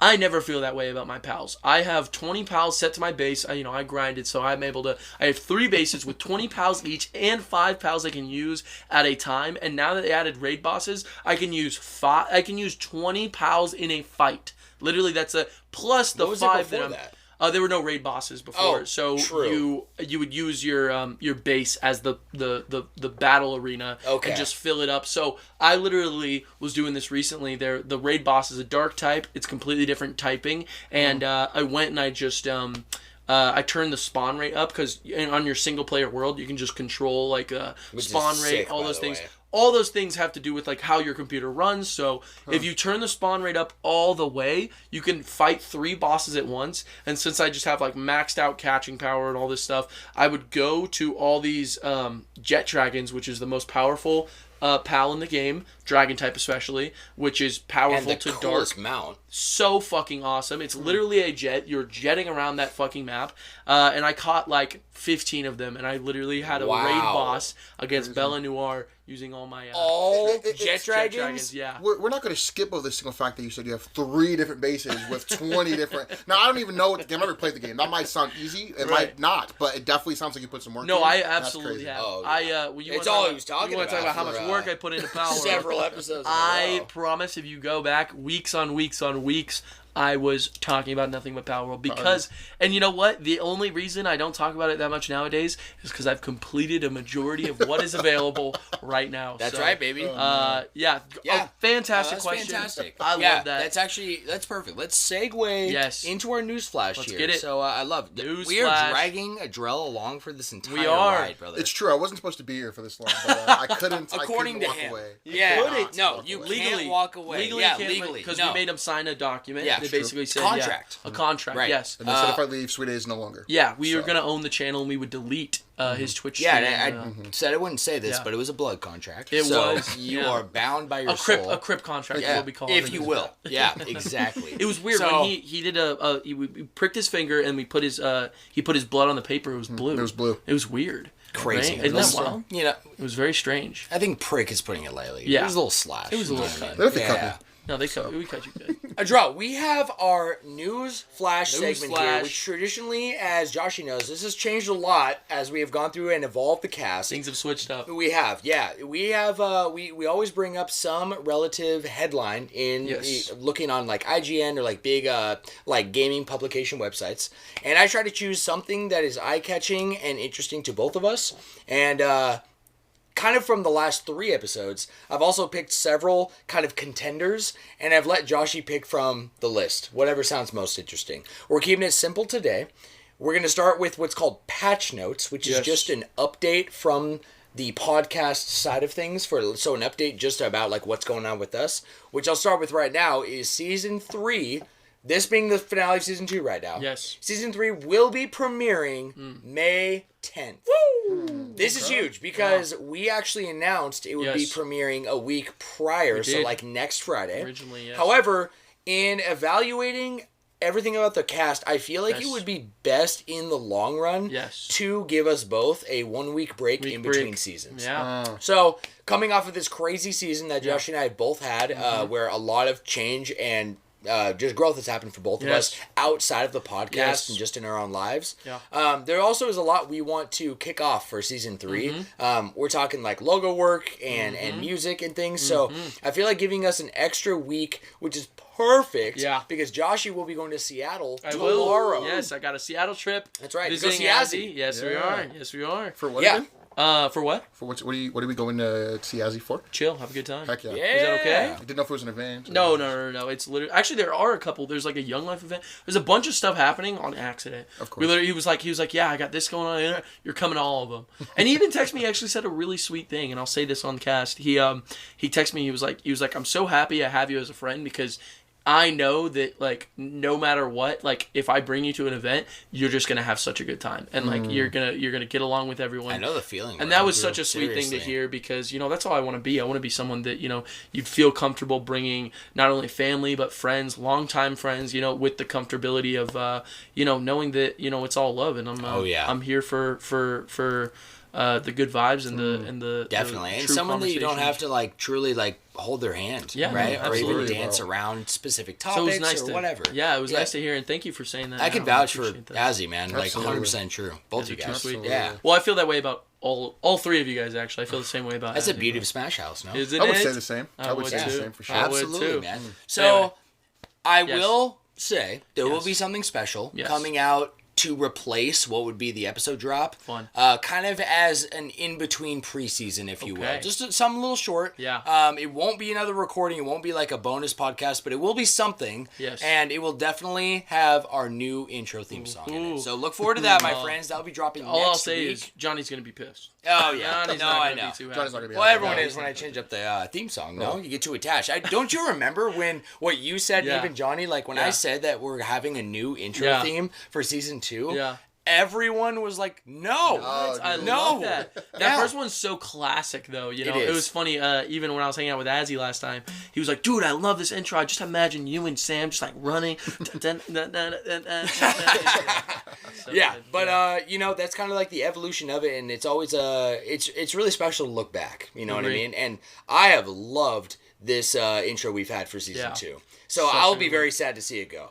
To be honest, excited for a doorway to open to a brand new season intro. That's right. I mean, it's like we said, it's like anime. You know, you could have your favorite anime with your favorite intro, and guess what? Next season, it's gonna be a brand new one. That's right. And then you get to love something new. Yeah. That's right. Dude. And it will always be up there. Yes. For like we are never taking down episodes, so you can always go back and listen to that intro. Absolutely. Ozzy said something really special actually on his Instagram post, which is funny because I don't even be on Instagram like that. But Ozzy posted something and he said something really sentimental. He said, "Holding on to old things or the past is not going to help you let something new in. And oftentimes, things that we enjoy now wouldn't be here if it wasn't for the old things passed away Absolutely. which is so amazing. So it's funny you were talking about Ozzy, and he actually just literally was talking about it. No, he did say that on his Words of wisdom. That was a beautiful, beautiful. But yeah, damn, so I should put that in the open it up. The weekly proverb. Yeah, I'm pretty sure it's biblical. I'm almost gotta be. Yeah, probably, man. Because I mean, I've definitely been told like you have to understand that nothing is permanent. Yeah. Everything is temporary, right? Including you. So, like, it's not realistic to stay holding on to something that once was. Absolutely. Right? Or something that is right now. Or mourning for too long, you know, or holding on to that idea that things have changed and letting that bother you because everything's going to change. That's how life works. You know, we are never going to be the same age ever again. Yep. Literally, even every day that passes, you're going to be a day older. Yeah, and there's a beauty in that. There's and naturally as humans we want to hold on to what's comfortable, but you got to naturally understand that letting go is what opens those new environments. I think all of us had to kind of learn that, in pretty trialing moments of our life. So I'm glad we're here now. Me too. Look at us. Me too. Absolutely. I don't want to sound cliche here, but I really do love change. I know a lot of people don't, but I really love it. That's also why my favorite holiday is literally New Year's. You guys all know that. I love fireworks. I love the winter season. I love being able to hang out with friends. But as silly as it sounds, people get to make those New Year's resolutions, whether they make them or not. But the reason why I love it so much is because it gives you hope. Hope for a new beginning, new change, a new set, and literally inspiring people to have hope is what, I don't want to get too, I don't want to get too Christian here, but it's what the Lord does for us, and He literally gives us hope, right? Yeah. He gives you hope for a future, hope for tomorrow. So when you get the new year, whether it's something super small, you're just hoping for change. Yes. Whether it's good, most of the time it's good. I mean, I wouldn't say people hoping for bad change, but hoping for that newness, and it gives them that sense on the first of the year, no matter what you do, who you are, to have something new to come with. And absolutely. Yeah. And I feel like the only thing I want to add on is like, if you look at it with this perception, it's like, I always view it as like, tomorrow never comes and yesterday doesn't exist. Yes. You only are in the now, right? And so if you have the lens, the tainted lens of what we're talking about of like, I wish the past was now, you are forgetting that there's two sides to the coin. It's that tomorrow is around the corner. Like the more is to come. Yes. So if you can embrace the ever flow, like running water, as Joshua has said, right? Like, and you flow with the river instead of trying to cement yourself there and become calloused and hardened and like life is still coming. Yeah. You know what I mean? I agree. You have no choice. Yes. You must flow. Completely agree. Josh, Adrell, let's hit our news flash this week. This is the headline that I chose, and it was honestly, I'll be real, for the special episode, I wasn't going to even put in a news flash. I was just going to have the patch note. But something did catch my attention via email this morning, which was the title, Metaphor ReFantazio is a brand new RPG from the Persona team, gets an October release date. Wow. So, if I recall right, this was announced some time ago during like an Xbox showcase. I think maybe there was like a short 1-minute trailer, but it didn't really show anything, what it was, right? Yeah. So Atlas held a special event during an Xbox showcase yesterday. I don't really keep up with Xbox much, I'll be honest. Like that's a part of like Josh and I, like we're really in the wheelhouse, mostly of Nintendo, some PlayStation, but we kind of have it's beyond that. We have IPs and things that we follow and love. Right. And we mostly stay within those wheelhouses, right? And we like to even separate it. I'm kind of more the video game guy. Josh is more the anime guy in the episode, in this show. But this caught my attention, obviously, because it's the Persona team. Well, of course. They ended up dropping a trailer, and I brought it over to Joshy, and we watched it together. Yeah. It is sick. Yeah, I'll say as someone who I still haven't experienced the true Persona experience. I played I think the first couple hours of Persona 4. But I'll say the biggest thing about Atlas that I've found respect for, beyond the fact that they've given a raise to all of their employees and kept every single one of them, which something we've kind of learned throughout the news is that there's a lot of big companies that are just making cuts. Yeah, and in fact, last year was infamously the most cuts in this industry of video games ever. Like big an one. astronomical Blizzard, amount, and no company was exempt. Nope. Truly, except for Atlas. Atlas really just, and instead of cutting, they literally upped the pay of all their employees. They said, we appreciate you, here's more money. Which I have a huge setting amount of a respect standard. for. Yeah, dude. But also, those things go a long way because that kind of treatment on people brings ideas and it brings projects and it brings dreams. And so my other biggest respect I have for Atlas is their presentation. Whenever you've seen the way Persona games look, right?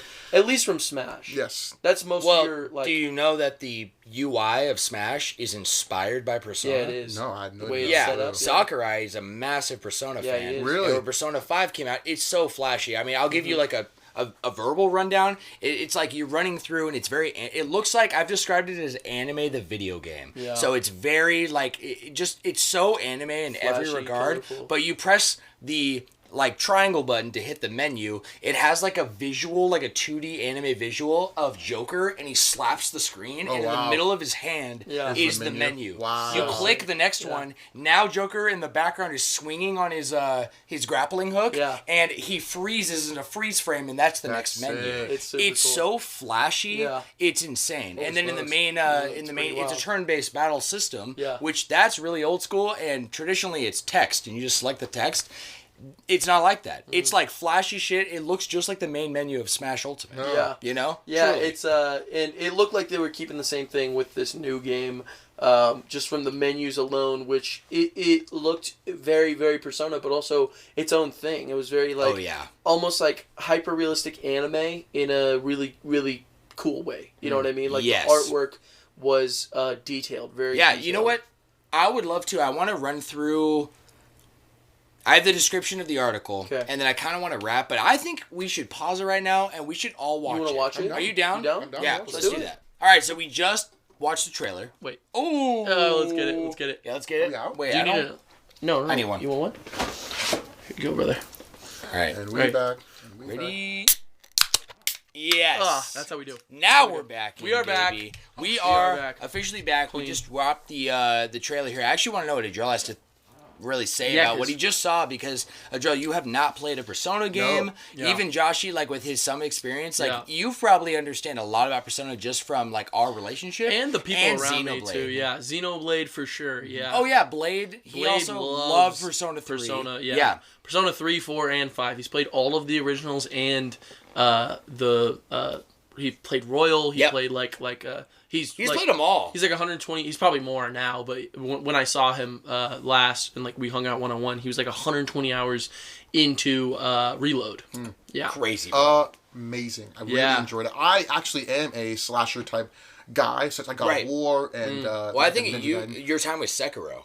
Yes. Yeah. Sekiro's a really good. I didn't beat Sekiro, to be honest. I was supposed to beat it on. What's up with that? I was supposed to beat it on stream. I just haven't streamed in a while. Anyway, long story short, SweetAyee's coming back. SweetAyee's definitely coming back. Come back, baby. Amazing. Yep. I really liked it. It looks. I like the way the animation style switches between as if it's an anime or if it's just being like the animation style of the game and you're going through actual characters. I like that because it's cool. It brings you back into cinema mode and also you being able to play the game and being so interactive with it.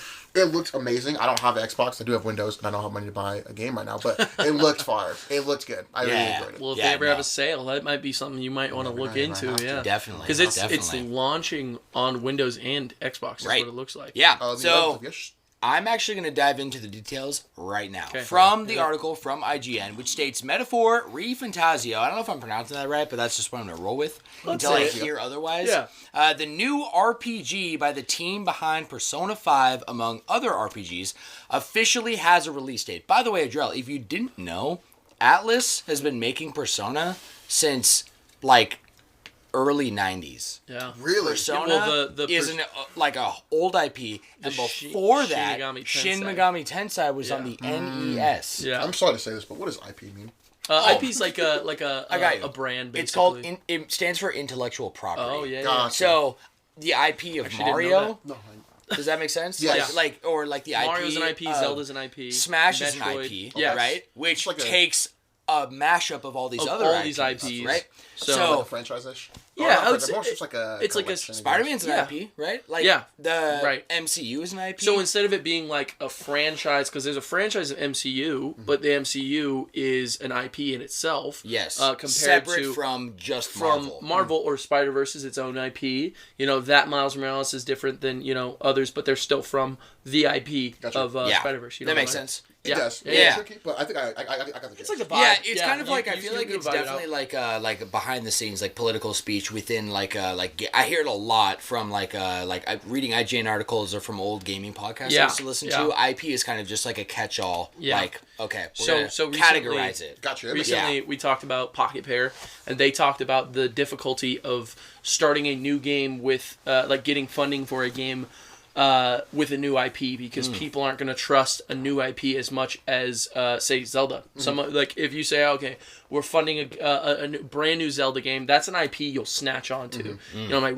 right off the gate. But you say Pal World, you know, I mean, it's got some kick now, Right. But at the time, you know, That's doing a brand new it's IP. a brand new IP. They're That's doing new risky characters, business. risky business for sure. So it's Yeah, just a you know what I term want to say for it. too is I'm Yeah. really happy. Like, you know, you started with like, sorry to say, but what is it? That is a question I guarantee you is in probably some of our so many subscribers' people's- minds, so many and people's minds. anyone out there listening that Yeah. might just not everyone knows what all these terminology Absolutely. is within the even if you're a gamer. Yeah. There's definitely some shit you don't know. You know what I Yeah, mean? for So sure. I would say never ever even like Apologize. be hesitant Yeah. or apologize Yeah. to come forth with a question, because if you don't understand something, You gotta know. you gotta You'll know. never know. Yeah. I'd rather you know and ask, and I'm happy to fill you in, at least best my knowledge, right? Yeah. It's all about inclusivity here more than exclusivity, Yeah, right? You know what I'm saying? absolutely. So, yeah, let's continue. I just want to really like kind of like harbor in this is an old IP. Yeah. This has been around. Shin Megami Tensei and Atlas have been around longer than most. They just are under a certain kind of niche that isn't as mainstream, at least over here in the West. Yeah. Right. As of the last decade, definitely Right. has blown up, but Japan, it's definitely been much bigger over there, you know? So I'll continue. It officially has a release date. Yes, sir. In a special showcase streamed Monday, Atlas revealed that Metaphor will be out October 11th, putting it squarely in the holidays. That. I'll continue. The release date was revealed amid a 25-minute showcase. That video I was showing you was the beginning of a 25-minute video. Oh, wow. Yeah. So Let's pause it and watch that real quick. no, I do want to watch the whole thing though, because it looks like it kind of like really goes in depth. It probably even pronounces what the game is actually called, you know, Probably. like correctly. But you know, if I do end up watching it, we'll report on it on the podcast for sure. But for sure. hosted by director Katsura Hoshino, which showed off gameplay, music, and other elements. It offered a glimpse of what Persona fans can expect from Hoshino's latest project, which bears some resemblance to Persona 5, but is in other aspects extremely different. Unlike Persona, which seeks to capture the feelings of being in a Japanese high school, definitely a theme in every Persona game, Metaphor is a much more high-concept fantasy adventure. It retains several of the elements of the Persona series, including the turn-based combat and the passage of time. That's really fucking cool. I didn't know that. I love the time aspect of that's so Persona. sick. It like almost like it gives you real-world dates. So you start Persona games in April. Okay. Like every Persona game. Or sometimes March, but as you progress, you literally have like a time slot to do one activity. And when you do that, it progresses to the evening. Now you get one more activity. Now it is the next date. Gotcha. So you literally have a calendar until the game ends. Right. Limiting you on everything you can do. Yeah. Right. And enabling and encouraging you to play the game Other again. playthroughs, Yeah, different styles. it's honestly it's really unique. But reimagines most of those elements. For instance, instead of a school year that progresses day by day, like I just explained, Metaphor is more of a fantasy road trip. That's what I felt when I was watching Fantasy the trailer. road Yeah. trip. Yeah. I don't know if there's much else to really say on it, unless you guys Yeah. want to add a comment, but this is something that definitely caught my eye, and Yeah. you know I'm a huge Persona fan, but just like you said, like change is really good. So I don't need to like just be in the wheelhouse of just Persona and just really pay attention to those games. If this is behind the creativity and the dream team who makes some of my favorite games, they probably got other ideas cooking. And it's clearly done by like at least the same crowd, because those menus and everything we saw just as flashy and just as interesting, but in its own style. Yes. So I think it looks great. Can't wait to hear about it when it comes out. Absolutely. Yeah. You know? Yeah. Sweet. Guys, I think this is the perfect opportunity. My friends, audience, and my brothers with me today. Yes, we are going to jump into our canon event, the main topic today, which is me and Adriel don't know. That's right. What it is. Yeah. So as I love to do. Surprise. So you know what it feels like. You know what's funny? Hunter came out earlier when I was writing the podcast, and he's like, "Wait, did you guys already record?" I'm like, "No, I'm doing it right now." He's like, "Did the boys not know what it is?" Yeah. I'm like, "No, nope, pretty much never." It's awesome. So the reveal is it is the season 2 finale recap and reflection. Ooh. Yeah, going along with what we were kind of talking about pregame a couple episodes ago. I got an idea from my buddy Jake, who said it's really difficult for him to really stay caught up in lengthy podcasts, and we notoriously do have an average of long. The average now is just dropped below 4 hours, which is much better than it used to be. It used to be 4.5. Yep. That's right. But that is a long time, and you know what? Not everyone has that time to listen to the podcast. I probably don't have that kind of time to listen to my own podcast. You know what I mean? So I thought it'd be fun, in that vein of his idea, to just go through in order the episodes that dropped this season. Yes. If we want to tack on like anything we want to say about it, that's the opportunity. But it was episode 21 through 35, today being 36, was the meat of season 2. So that's 15 episodes. Okay? We're just going to go through, and I'm just going to read you the title of the episode, which will tell you what the main topic was about. Yes. And if anything, this is just going to be a list of reflecting and looking back on everything that we've done thus far. I'm excited. And I'm excited you're here. Me too. Because it's going to be fun to be able to kind of even like tell you what we were even discussing. Dude, that is exactly the idea, Joshy. Absolutely. No, it's perfect because you've been here with me the whole time. Yes. And Adrell, he's been here, but you were actually going to be like almost like you're along for the journey with each episode. So let's start with episode 21. Okay. Get it going. Season 1 was episode 1 through 20, and then we had we jumped straight into episode 21, which was Attack on Titan spoiler cast part 2. That is funny because I hadn't watched it then, and you guys were talking about it, so I was giving away for the podcast. Yes. Now that I have watched it, sick. Yeah. Sick. So yeah. So this was, if I remember correctly, this was us wrapping up. We did part 1 in season 1, and that was just season 1 and 2. 1 and 2, right? Yep. So we did season 3 through the end, and then we. Honestly, I let you, if I remember right, have kind of the wheelhouse of how you wanted to structure an entire conversation about explaining everything. Yeah, what I wanted to do on that episode was kind of, because I think AOT is one of the most well-written shows out there. And even if you're not paying attention to every single detail, those details are there. Yes. And if anything, that is one of those shows I recommend. The best way to experience it is by watching it and then watching it again. Like, truthfully, a second watch will always come, like, little things that you did not notice or you missed or you wouldn't have noticed until you finish the entire show down to the last episode. Which is funny that you say that because you encouraged me to watch every episode, every second, specifically the last one. Yep. And that encouraged me to tell Jay that you need to finish it and watch every single thing, credits down to it. And I did do exactly what you just said. I watched the show way back when, because I had watched Attack on Titan many years. I was in high school, freshman in high school. When the first season came out. Right. I watched it forever ago. And then it didn't get popular until I was literally a senior in high school. And I was like, dude, what are you talking about? I've already seen the show. Yeah, AOT. Whatever. And then it got really big. And I was like, bro, this is like, there's so much time in between. I don't even remember what happened. So I rewatched it. Not kidding you. I was hooked. I was supposed to be doing homework instead, and I was like, I'm going to watch Attack on Titan. You're screwed. I'd already seen it. I remember I watched episode 1 through 26, and I was like, I can't stop. No. Still, you can't. No. I actually haven't heard from Johnny, but Johnny checked in with me almost a month ago, and he was cruising through season 3. So Johnny, let us know if you finished AOT because we'd love to have a convo with you, man. I would love to hear about it. Yes, dude. Yeah, I remember some of my favorite details being just little things like the future connections that are all made because of the I don't want to get too spoiler now, just in case Johnny. No. We should definitely keep it spoiler free. That's what I'm thinking.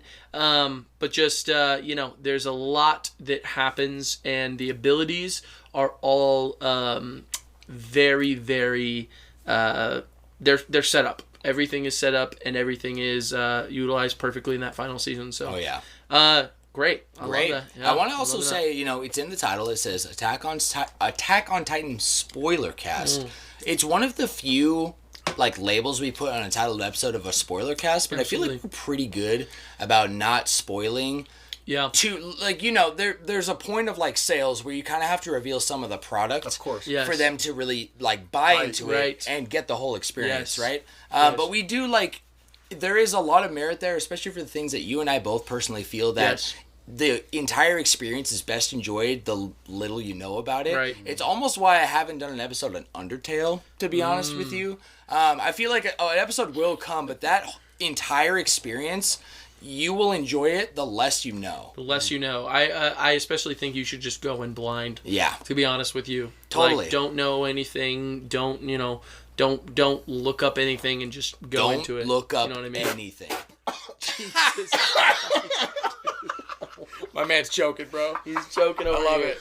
He's trying. I love it. I want to say too that I've gotten some feedback from some of our audience, some of the people that I talk to regularly, like Mikey, Johnny, Lene. Kind of a concern of they skipped the episode entirely because they didn't want to be spoiled, and I want to reiterate for especially brand new listeners, we have chapters in every single episode we drop. There are chapter markers automatically integrated to Spotify and YouTube Music or YouTube. Right. So it literally you can just click on the time and it will jump there. And there also, on YouTube it has the little segmented bottom part right in the seeker bar. Mm-hmm. It literally has that blotted out. So, and we give you a big warning, okay, if you haven't seen it, skip to the next chapter. Yes. I want to reiterate that because the way I've designed the show is I never want you to feel I want to skip this because XYZ. I can't be a part of it because XYZ, yeah, especially if you want to remain, not have your spoiler free to your experience. We want that for you too. Absolutely. So just know that. And same thing about we got Dune coming up, spoiler for later. So let's actually just jump straight into episode 22, which is our first real talk labeled podcast. Yes. And it was called Variance in Value. Oh yeah. Do you remember that? I do remember it, but I don't remember what we ended up talking about. I think we just really had almost a really heart-to-heart conversation, if I remember correctly, of how appreciating value and variance, right? It's variance is the whole scale, right? Right. And how having an appreciation of value, and I think you specifically brought up the dollar, and then I think that was the episode you brought up the list of 5 things. Oh my gosh, yeah. I can't remember what you called it. It was the 5... It was the 5 great wonders of life, or of humanity, of human life. It's yes, yeah, 5 great wonders of existence. That's so funny you mentioned that because I don't know if I wrote those all down. I'll see if I can refer back to it. Actually, wouldn't it be cool if I went back to my notes on each episode? That would be kind of cool, yeah. I keep going. I would love to tell you them because I don't think I have, but I think we can all agree to them 100%. I remember I was trying to explain it to Drew, and I literally couldn't remember all 5. Oh, no. Or maybe I didn't have all 5 yet. I think I only had 4.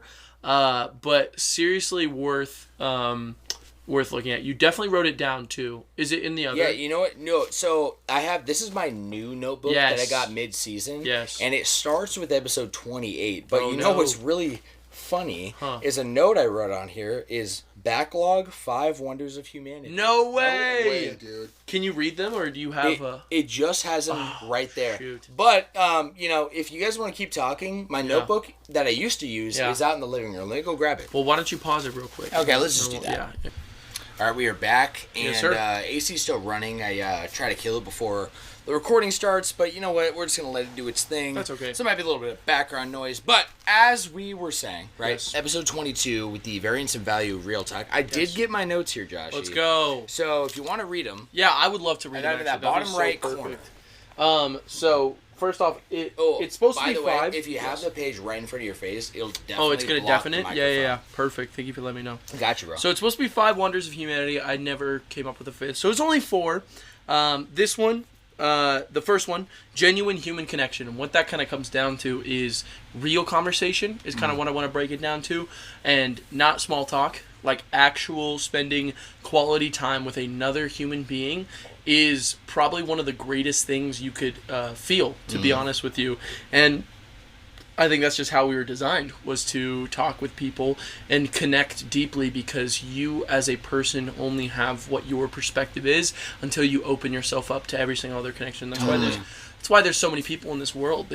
We were all made to help each other learn and grow and become something more. So that's obviously number 1. This one, a little risque, but I said incredible sex, which I think is very important. What I mean by that is like actual like human physical connection with someone. I feel like it's just a deeper layer of connection, connection, really like on the truest form. But it's own with layer. One other person. Yes, with one other person, and truthfully not meant to be with a bunch of other people. No. But that real genuine connection and love that you can feel. It literally is like one of the greatest things you can feel is really just like being with your partner truthfully in those moments. So I think that's really, really important. This one, number 3, we can all relate to this. Incredible food. I knew you were going to say food. Absolutely. I had the biggest feeling. Because there is something beautiful about not only just like having something nourish your body, right, but there is like there's so many like layers of flavor out there, right? So many like textures and designs. We are meant to nourish our bodies with something delicious, and you are supposed to enjoy that like true feeling of just like when you are in there deeply, just like having a flavor train run your mouth. Yeah, that is like one of the greatest things you can feel as a person. Your body tells you how to feel. Absolutely. When you have a delicious piece of food. By the way, like when I'm thinking of this list, I'm thinking of like what separates us as humans from any other like form of life out there, right? And as you're going down the list, these are all true, but specifically, I think it's fascinating for me when I'm thinking about that with animals, because animals, it's food is all instinct. Right. Yes, like, you can spoil dogs, and like they can like develop, like they do have a sense of taste there and things. Sure. However, it's not the same as like with us, and like we are willing to spend hard-earned money, more money than you would think would even be like plausible, feasible, I guess, for a piece of food or a dinner plate that is extravagant. Yeah, absolutely. And you know what? That actually goes with everything so far. Animals can have incredible connections with each other, but I think humans, with our ability to speak and appreciate things on a deeper level, I think the human comfort, I think, is deeper as a human, right? You will have a deeper understanding of someone. Joking, laughing, making light of a situation, those kind of things are really exclusive to humans, Totally. And those ideas of sarcasm and those kind of things you understand. Same thing with sex. No other animal out there has true passionate sex to connect, right? Beyond just making children, beyond that. And then the same thing with food. Like you said, you don't. Most animals are thinking of when the next meal is. Absolutely, less of the true flavor. I even think with your first one on just the straight human connection, the intent to have a deeper connection with someone and go about it. Even if you as Josh, which are one of the most personable people I know, you're already thinking in your mind, you're going into a conversation with this human who you don't know with the intent to connect with them. Absolutely. Most people today don't really think like that, right? You can tell they're almost running on more instincts than their humanity. Absolutely. Right? I would even say too, the coolest thing about specifically number 3 and number 1 is that we were literally designed and we were made, and that's how God loves us, because we don't have to taste food as good as we do. We don't have to have this deeper human connection that we do. We don't have to have that great intimacy with somebody that we like to the levels and extent that we do. Of course, you can pervert it and you can become this place of like getting obsessed with it. All these things, by the way, can be perverted. They can. That's also why I wanted to say they're wonders of humanity, because it's exclusive to humanity, where anything on this list will be and is perverted. Gluttony, lust, the idea of manipulating people, or using people for an end, and then even this last one, which I won't reference until we get to it, but it's the exact same thing. Perversion is actually extremely likely for these things here, and that's what makes them wonderful, because us as people need to take these are the best feelings you can have, and you need to appreciate them while not overindulging. That's actually a part of why I believe, and I know there's a fifth one out there, I gotta find it, I just feel it's there, but that's the idea. Right, like what you just said. Well, if I remember right, yes. Maybe I'll let you finish the list before you get into it. But it was this topic and this list stemmed from us having a conversation about your value of $1. Mm-hmm. Well, it was a thought I had before, right? Yeah. But it all went with these ideas. Okay. So I did think about this a little bit, and there were a couple that I kind of like. The first, number one, I think I kind of came up with on the spot, because there is a dangerous part of money that takes away human connection, and that's what we talked about a lot on that episode, was that one of the biggest dangers of money is that, like today, a great example, how good did it feel that you didn't have to pay money and I got you food without a question of that, right? It's not like any of us are up. We're not, right? No. But I recognized you as a person and did this act of service, which was feeding your body while also your soul, and telling you you don't have to pay a dime for it. How did that make you feel? It makes you feel so seen, appreciated, and loved. Absolutely. It made me feel, above all, cared for. But what if we had an abundance of money, Adriel? What if I had money coming out of the wazoo? You had so much money coming out of the wazoo. That act and that gift of getting someone something, which is money that I've had that I'm giving to you essentially. What if I had an infinite amount of it? I don't think the sentiment would be as much. It wouldn't mean anything, in fact, and eventually those acts would become mundane. There is a danger in the perversion of an overabundance of wealth, because that act I did today would be, well, it's common nature. Oh, you didn't get me a sandwich? Why wouldn't you get me a sandwich? You have as much money as the world can bring you, or of course you got me a sandwich. But money's not an issue. Why would it be an issue if you know what I'm saying? So totally, it's those ideas that we talked about a lot on that day. I'm gonna finish this off with this fourth one, because I feel like this is one I kind of want to explain a little bit. Guess it. Try to guess it. Is this substance? No. Dang it. No. I actually wanted to keep that off, because that is not a natural part of a human's life. Because substance are very, very incredible, but they're also a deviation from... Yeah. Oh, well, that's also... Right. That would be perversion. That would be pretty good, because, maybe even a good buzz. But I'm thinking the natural parts of a human experience. We eat food every day. We're supposed to... naturally have sex with the person we're in love with. You're supposed to connect with people. These are all in our nature. Yes, exactly. Yeah. So this one, it's a little bit more. It's a little bit simpler.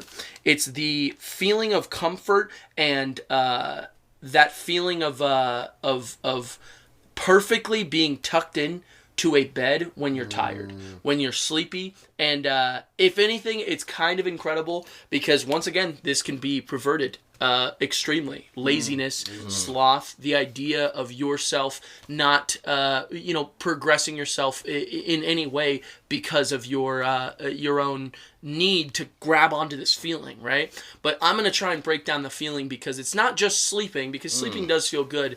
It's the feeling of being tired and being in the place of rest. There is not a better feeling for your entire physical body, I promise you that much, that you could feel beyond on the verge of sleep. You're not asleep yet, because when you're asleep, your mind is off, right? But the comfort of a pillow underneath your head, the comfort of a mattress with a blanket, and that tired drowsiness, you feel it in your eyes, you feel it all over your body. It is one of the greatest feelings ever. And in fact, I've tried my best to, not pervert it, of course, because it's hard not to, because when you're tired, you want to lay down. We're going to be tired a lot. We're going to be tired a lot in our day. There's a lot of times you just want to lay down. Can't always, right? But those perfect moments, end of the day, I've always set an alarm at least 30 minutes before I can get up to start my day with this feeling of relaxation. If you start your morning with an alarm, I gotta go, your brain is not experiencing anything pleasant beyond I'm back to reality, and I have so much responsibility. Waking up to the grind. Give yourself 30 minutes where you can live in that blissful, beautiful moment. Like wake up 30 minutes, your mind will be waking up. Oh, I have that 30-minute timer. I have 30 minutes in this bed with my snooziness in my mind, the feeling all around my body of absolute comfort. And those things, those little tiny details, if you embrace all of these, you will experience this level of, at least if you appreciate it, because we do experience them all the time. We do. And in fact, I was going to say, we've experienced all of these throughout the weekend, but I usually did not have sex with Adrel, so... You're right. Yeah. No, but that's the idea. Wait, hey. Before. I Yes. thought of a potential fifth. Oh. Just now. Okay. I'm not kidding. I think I thought of it when you were saying the Okay. perversion and leading to almost like the 7 deadly sins, Mm. right? Yes. Healthy competition. Hear me out. The perversion of healthy. He's right. Well, you're 100% right. I think this is like something like, yes, it's in other like races and things. However, we have the gift, unlike other mammals and animals in the world, of intellect, right? And so we can pervert competition, because competition is supposed to be what makes you and others that you love and care about better. It makes humanity as a whole better, right? Smash, great example, right? And with everything we just talked about, you could summarize that into healthy competition, right? You're not, your objective isn't to straight win and destroy your best friend in Smash. Your objective is you're drawn to the continual pushing of each other towards being both of you getting better. Absolutely. And why would you want to be in a state? The perversion begins with comparison. So then it goes into unhealthy competition, pride, envy. Yeah. Right? Absolutely. Like straight up. So I want to be the best to the point where everyone else is literally beneath me, Absolutely. Or like it can just be perverted in a lot of different ways, and it happens in everyday life. It's like comparison is a big part, a byproduct of social media. Right.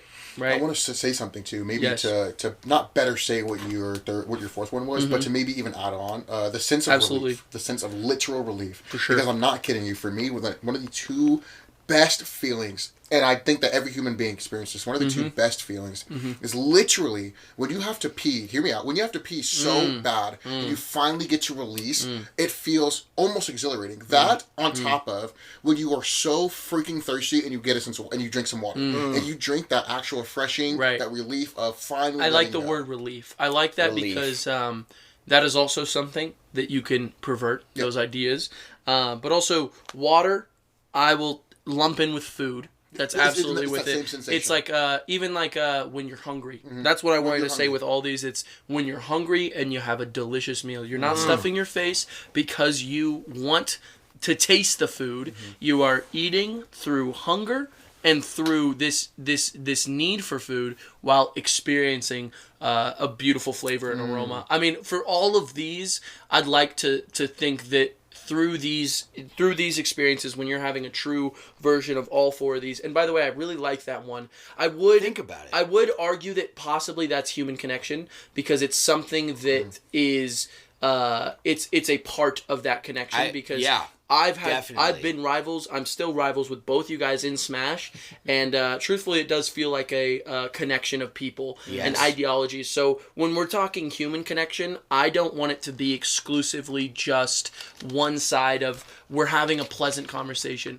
That night where we listened to Cuddy and we just I was crying for you. That wasn't a pleasant night, and it wasn't a good. Truthfully, it wasn't a good feeling both of us had, but I have not felt more comfortable with with someone like that I feel like that was the first time you and I felt so truly comfortable crying, for ourselves and each other.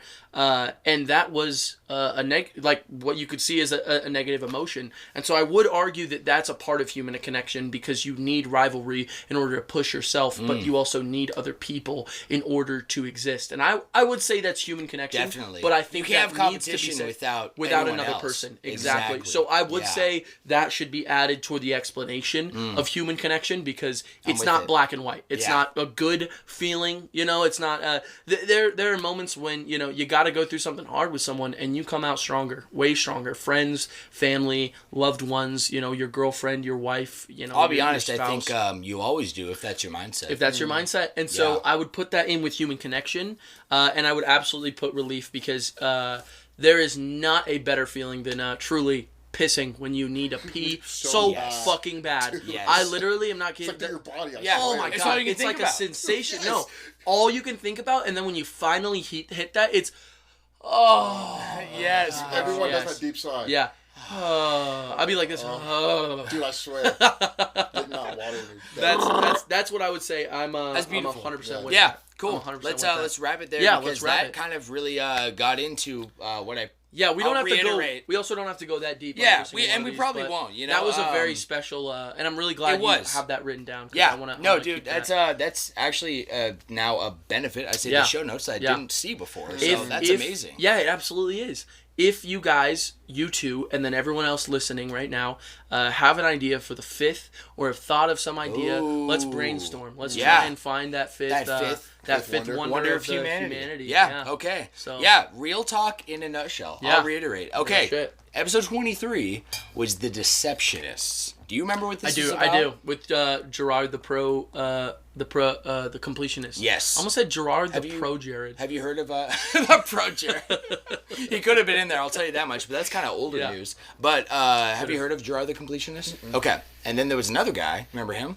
Yeah, it was no, I don't remember.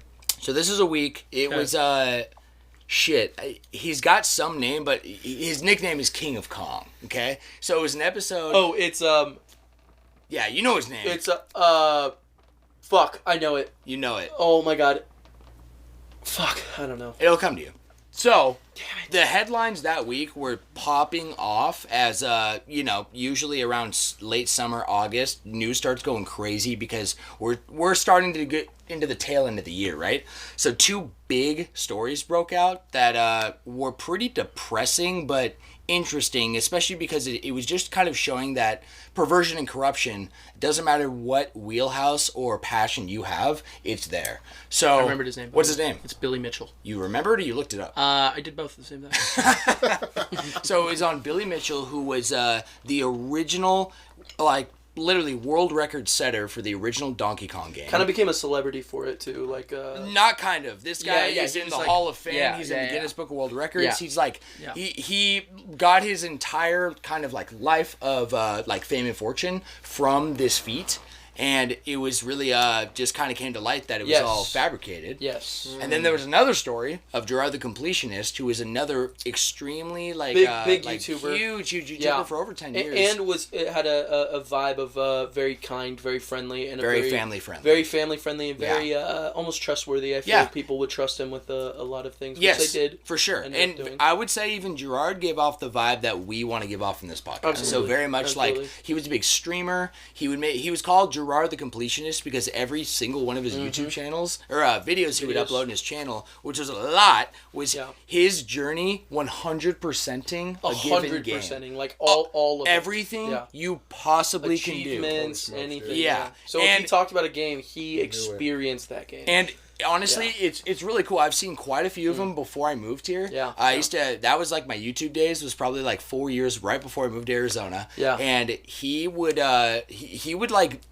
present it. It would be 20-minute to half-hour videos, but he would present it in a way that was really fun to watch. It was fun to watch. He was also a part of Normal Boots, which you ever watch Did You Know Gaming? Or JonTron, you ever watch him? I didn't. Well, that's okay, because nobody has apparently. But he was a part of a bunch of guys that were... Pro Jared was also on that. At the time, just had a very good reputation and made really, really high-quality videos.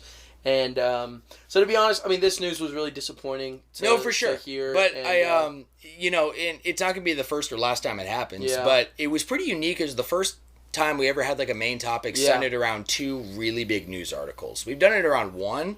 And I usually call those like headline episodes as kind of like a category of what episodes we do. Like I said, episode 22 is Real Talk. So, pretty unique. And we'll see. Yeah. Let's continue the list though, because we got more news on here, because the next episode, which is episode 24, was another piece of headlining news called Pal World Prodigy. Interesting. Interesting. So you ever heard of a little known game called Pal World? No, is it new? Yeah, I mean, it's newer. It's newer now. But essentially, in the first week of it being out... brand new IP, by the way. Brand new IP. So that's I mentioned, what did I say before? I said something like risky business. Risky business. Because how can you effectively launch yourself off the ground sell a game in such a competitive space? In a space where you're paying money, you're putting time in, you're doing everything in your... it takes a lot of your... and it's not everything. Just that the IP is brand new. Right. The studio was brand new. Basically. So they had it was not in their favor. And they were a small team, small budget. Right. And the entire story... And Josh added so much because of his love for it. Of course. But this is a record-breaking phenomena across the board. 19 million sales of their game across Steam and Xbox. Which, by the way, Xbox had it for free on Game Pass. On Game Pass. 19 million in the first week, which the first week. It broke the record for Steam for the most sales in the first day. Wow. The second day, it was just still climbing the ladder as one of the... is this ringing any bells? You ever heard of? I have. Well, I asked the question because... Okay, enough of the joke. Was it...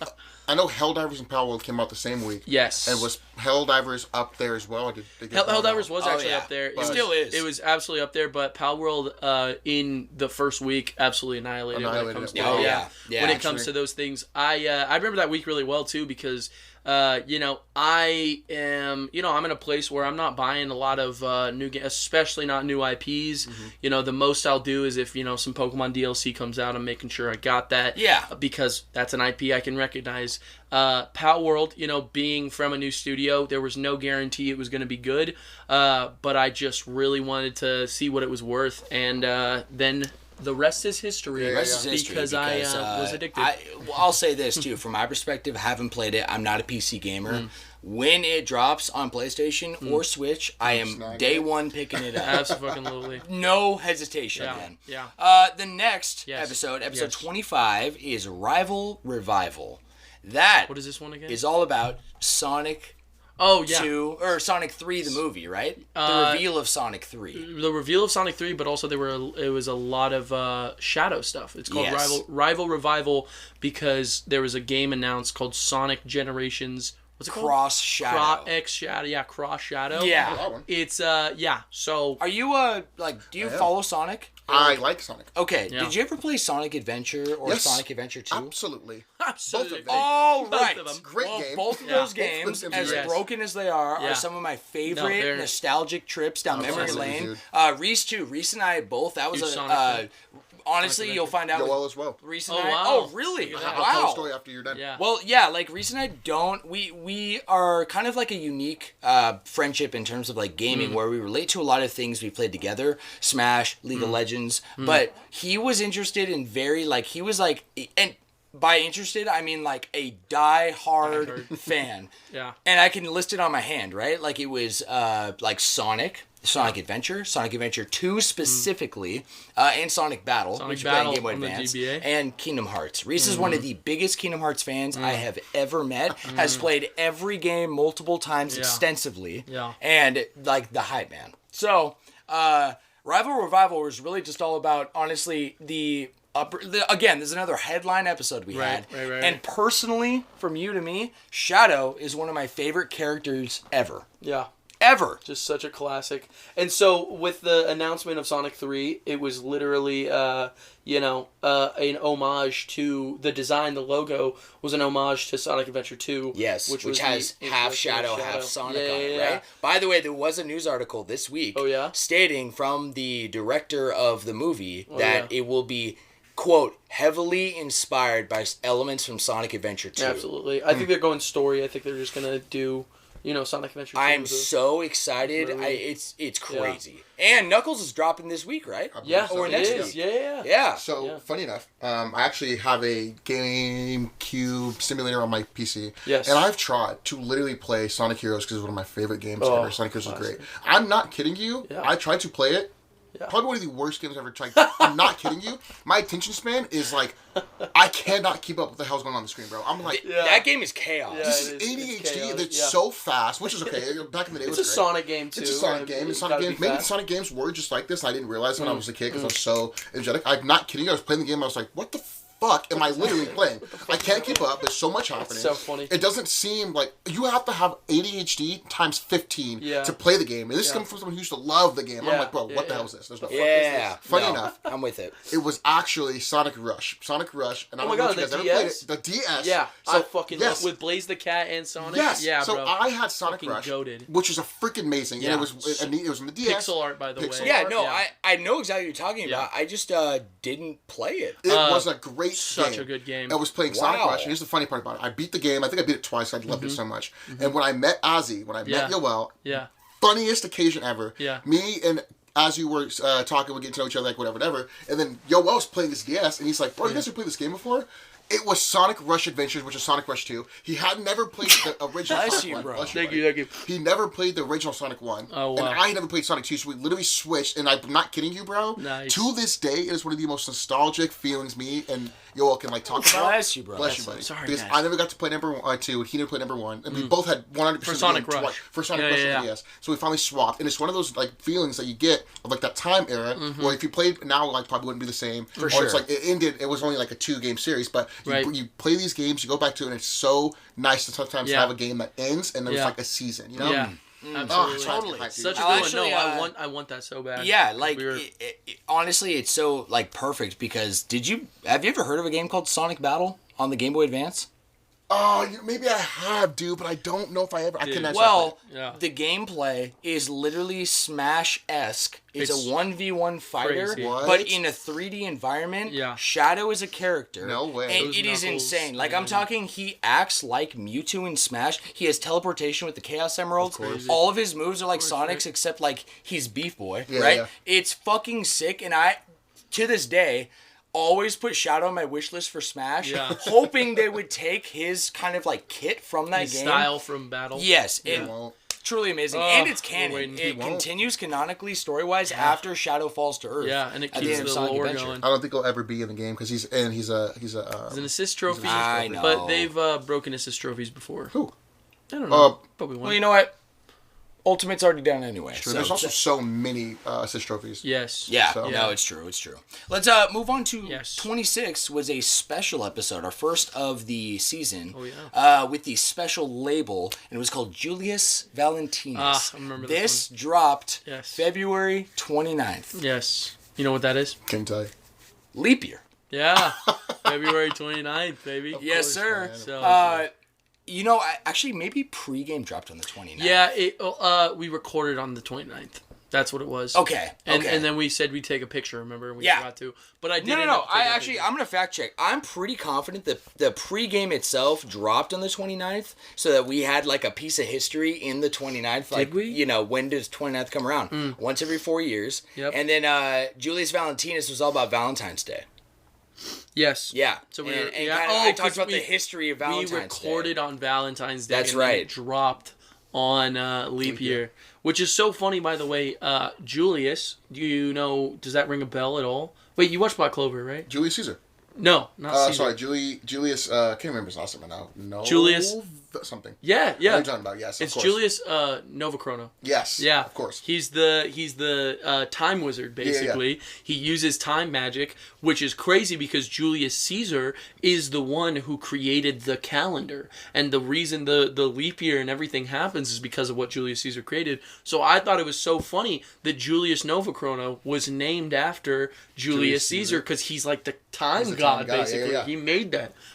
This was the episode we did Flash Bros Versus where I came up with an extensive list of trivia. Really, there was like easy, medium, hard difficulty trivia. Yes. And Joshy, we always have trivia every episode. Right.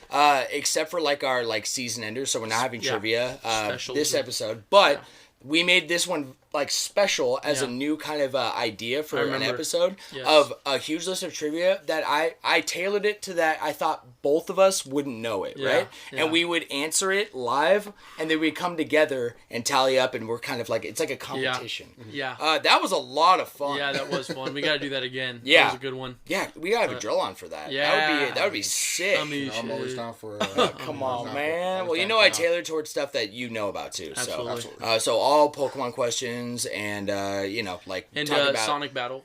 Switch stuff specifically. Power World. Yeah. Episode 27 has a title of Console Wars. Yes. I think if I remember right, we went through the history of kind of like the big three, Nintendo, Xbox, PlayStation, how they started to kind of change the game, because the term Console Wars really was, I feel like for my perspective, heightened when I was in high school, when it was the 360, the Wii/Wii U, and the Xbox One. No, 360. And PS3. You said 360. And Wii. That's what I meant. Yes. You said Xbox 360. I'm jumping all over the Wii, place. And then the Xbox One. Yeah. They were competing with themselves. That's how I Could you imagine, bro? No, it was, we kind of went through the history on a timeline, and then you and I gave both of our perspective of the current state of the console wars. Yes, and what would happen. Yes. You went towards the future of, like, where do we think, who's going to be on top and those ideas. Kind of fascinating, because truly, if you look at it, it's not really a console war much anymore. They're all three doing very different things. Yeah. Nintendo is on its own timeline. They just do whatever they want. I feel like the PlayStation, Xbox both do, because they know now, we don't have to worry about our fans, they're going to be here, but also it helps you really lock in on, like, the type of game that you want to play, and you know if this station's going to make it. Yep. Nintendo's a great one. You know, they're always going to be in Smash. They're going to be in the Nintendo-esque. And we don't have to worry about them not being here because people love the games. It's pleasure. Yeah, absolutely. Next episode was episode 27, console. No, that was the one we just did. The next episode was episode 28, Pokemon Legends. Yes. Which, as we alluded to earlier, there was the unveiling of the brand new Pokemon Legends game. And all we did was talk about the article and our hype for this. I think we gave a wish list. We put a wish list, and then I brought to the table a lot of theories, and so I'm super into the Pokemon lore. Kind of separate than you. You don't really know it too well. I know. Can you believe it? No, it's true. I'm not. The lore is probably one of my lesser passions in Pokemon. So it's just wild because everything that everyone was kind of theorizing, especially since the latest DLC happened, and everything that happened in Scarlet and Violet, and kind of all just the lore stuff we know. We know that we're returning to Kalos soon, and we know that there's going to be some origin stories that we need to know about the lore of it, and so I kind of brought that up. Actually, if I remember right, that was fascinating because there was like predictors in place from literally years ago that Josh connected, and like I'm sure not just you, but like hearing I looked up a little bit of speculation about it, but Joshy was telling me things I'd never heard about, and I'm like, are you serious? That's how we did it. It's kind of fascinating. I'm not gonna lie. One of those it's deeper than you think. Yes. It's one of those. Was there more you wanted to say about it? No, man. I mean, I also predicted what the starters are going to be next, and he did. Yeah. Get him right. Well, we don't know. We'll find out. I don't remember exactly what it was, but in the last DLC I wrote it down. Trailer. So, oh, hell yeah. Yeah. You want to find it? Yeah, I'll pull it up. It's not in that one. That was 28. Or is it? Well, I think it is. I think the first episode in this notebook is 28. Okay. It sure is. Well, let's see. That's also where I wrote 5 Wonders of Humanity. Heard. Did you write it? I don't think I wrote it down. That's okay. But on the episode, you definitely made a prediction for what the starters would be. I'm standing by with outstanding evidence. I'm standing by it because they just, in the same way that you showed me that Persona 5 teaser, right, with the green paint right there. Persona 6. Persona 6, I'm so sorry. Yeah, I don't know why I said Persona 5. Honestly, dude, you're 100% right. Yeah. Like that. It was a trailer they did for the latest DLC, the last DLC they did, and they always kind of hint towards something in the future in Pokemon. They always just do that little tiny details, right? And on on the clip, they showed all the new starters, which were returning every single starter from every generation, except for they were all like it was single shots of them, except for each shot that had the starters from Legends Arceus, which was the last one. It was Rowlet, Cyndaquil, and Oshawott, and each one of them were all next to another starter, and I can't remember what it was. I think it was Servine. Fuck, I don't remember. Yeah, but it was pretty hype. Yeah. It was Servine, Fennekin, and someone else. I don't fucking know. I don't remember. It'll come to you. Well, one day. Joshy. Oh my God, it was Froakie. It was Froakie. It's Froakie. Yeah. You did say. Oh Froakie. no, it wasn't. I'm sorry, I don't remember. I'm sorry. Was it for alligators? Like Totodile? Yes. It was right? Totodile, Servine, and then Fennekin. That I promise you, that's what it's going to be when it's revealed. That's so hype, bro. Okay, this is hype. Episode 29 was Switch sequel speculation. So this is when a big article dropped that was kind of unveiling. There had been rumors and speculation literally for like a year leading up to this, after like the elusive like OLED or Pro, right? Yeah. And then the OLED dropped and it wasn't really a Pro, so everyone still thought a Pro was coming. Right. And then finally this article drops this week, and basically it's coming from, I think the story we got it from was IGN, but all the publications had the same story, all coming from it was the same back-end developers, basically saying this is good. These are the known facts of the Switch 2, and basically an upgrade. And then you and I went through and made a wish list of what, and made predictions and wish lists, which we're gonna tally up points later when they actually unveil the Switch 2. Is it going to be a Switch 2? Yes. Oh, there's gonna be a Switch 2. There's no 100%. It's not technically confirmed by Nintendo, but every single place you can find these they're keeping it under lock, but it's gonna happen. Dude, yes. Okay, two things about that. Yes. First off, I can't believe the Switch came out in 2017. 17. Yeah. Amazing device still to this day. Still we're using it. It's beautiful. Yeah. For one, absolutely. The local wireless today. We were running on we were in a Wi-Fi. car. Yeah, no Wi-Fi. Running Smash. And perfectly, by the way, it didn't start lagging until we got to the Wi-Fi, and it started like kind of trying to connect us. That's but crazy. We were far from the outlet. We didn't charge our Switches for 3 days, and I still have like 30% left. More. We were running it. I mean, I definitely charged mine because I was running Xenoblade the entire time. Oh, true. But I only charged it once on that whole trip. And, wow. Totally I don't want a new Switch to come out, because if a new Switch comes out, that means a new Smash is coming out, and you have to buy this new Smash on the new. Here's what we said though. I believe it's going to be completely backwards compatible, and all it's going to add for the first little bit is new exclusives that are going to come out, which I don't think you'll have to worry about, and up-res versions of the games that we already had. Yeah. So actually, I got a whole list here. So we made a wish list that we just wanted to come to the Switch 2, which was a D-pad or a new built-in controller. We said backwards compatible, which has been basically confirmed, all except for from Nintendo, but all these publications have said it will be backwards compatible with Switch games.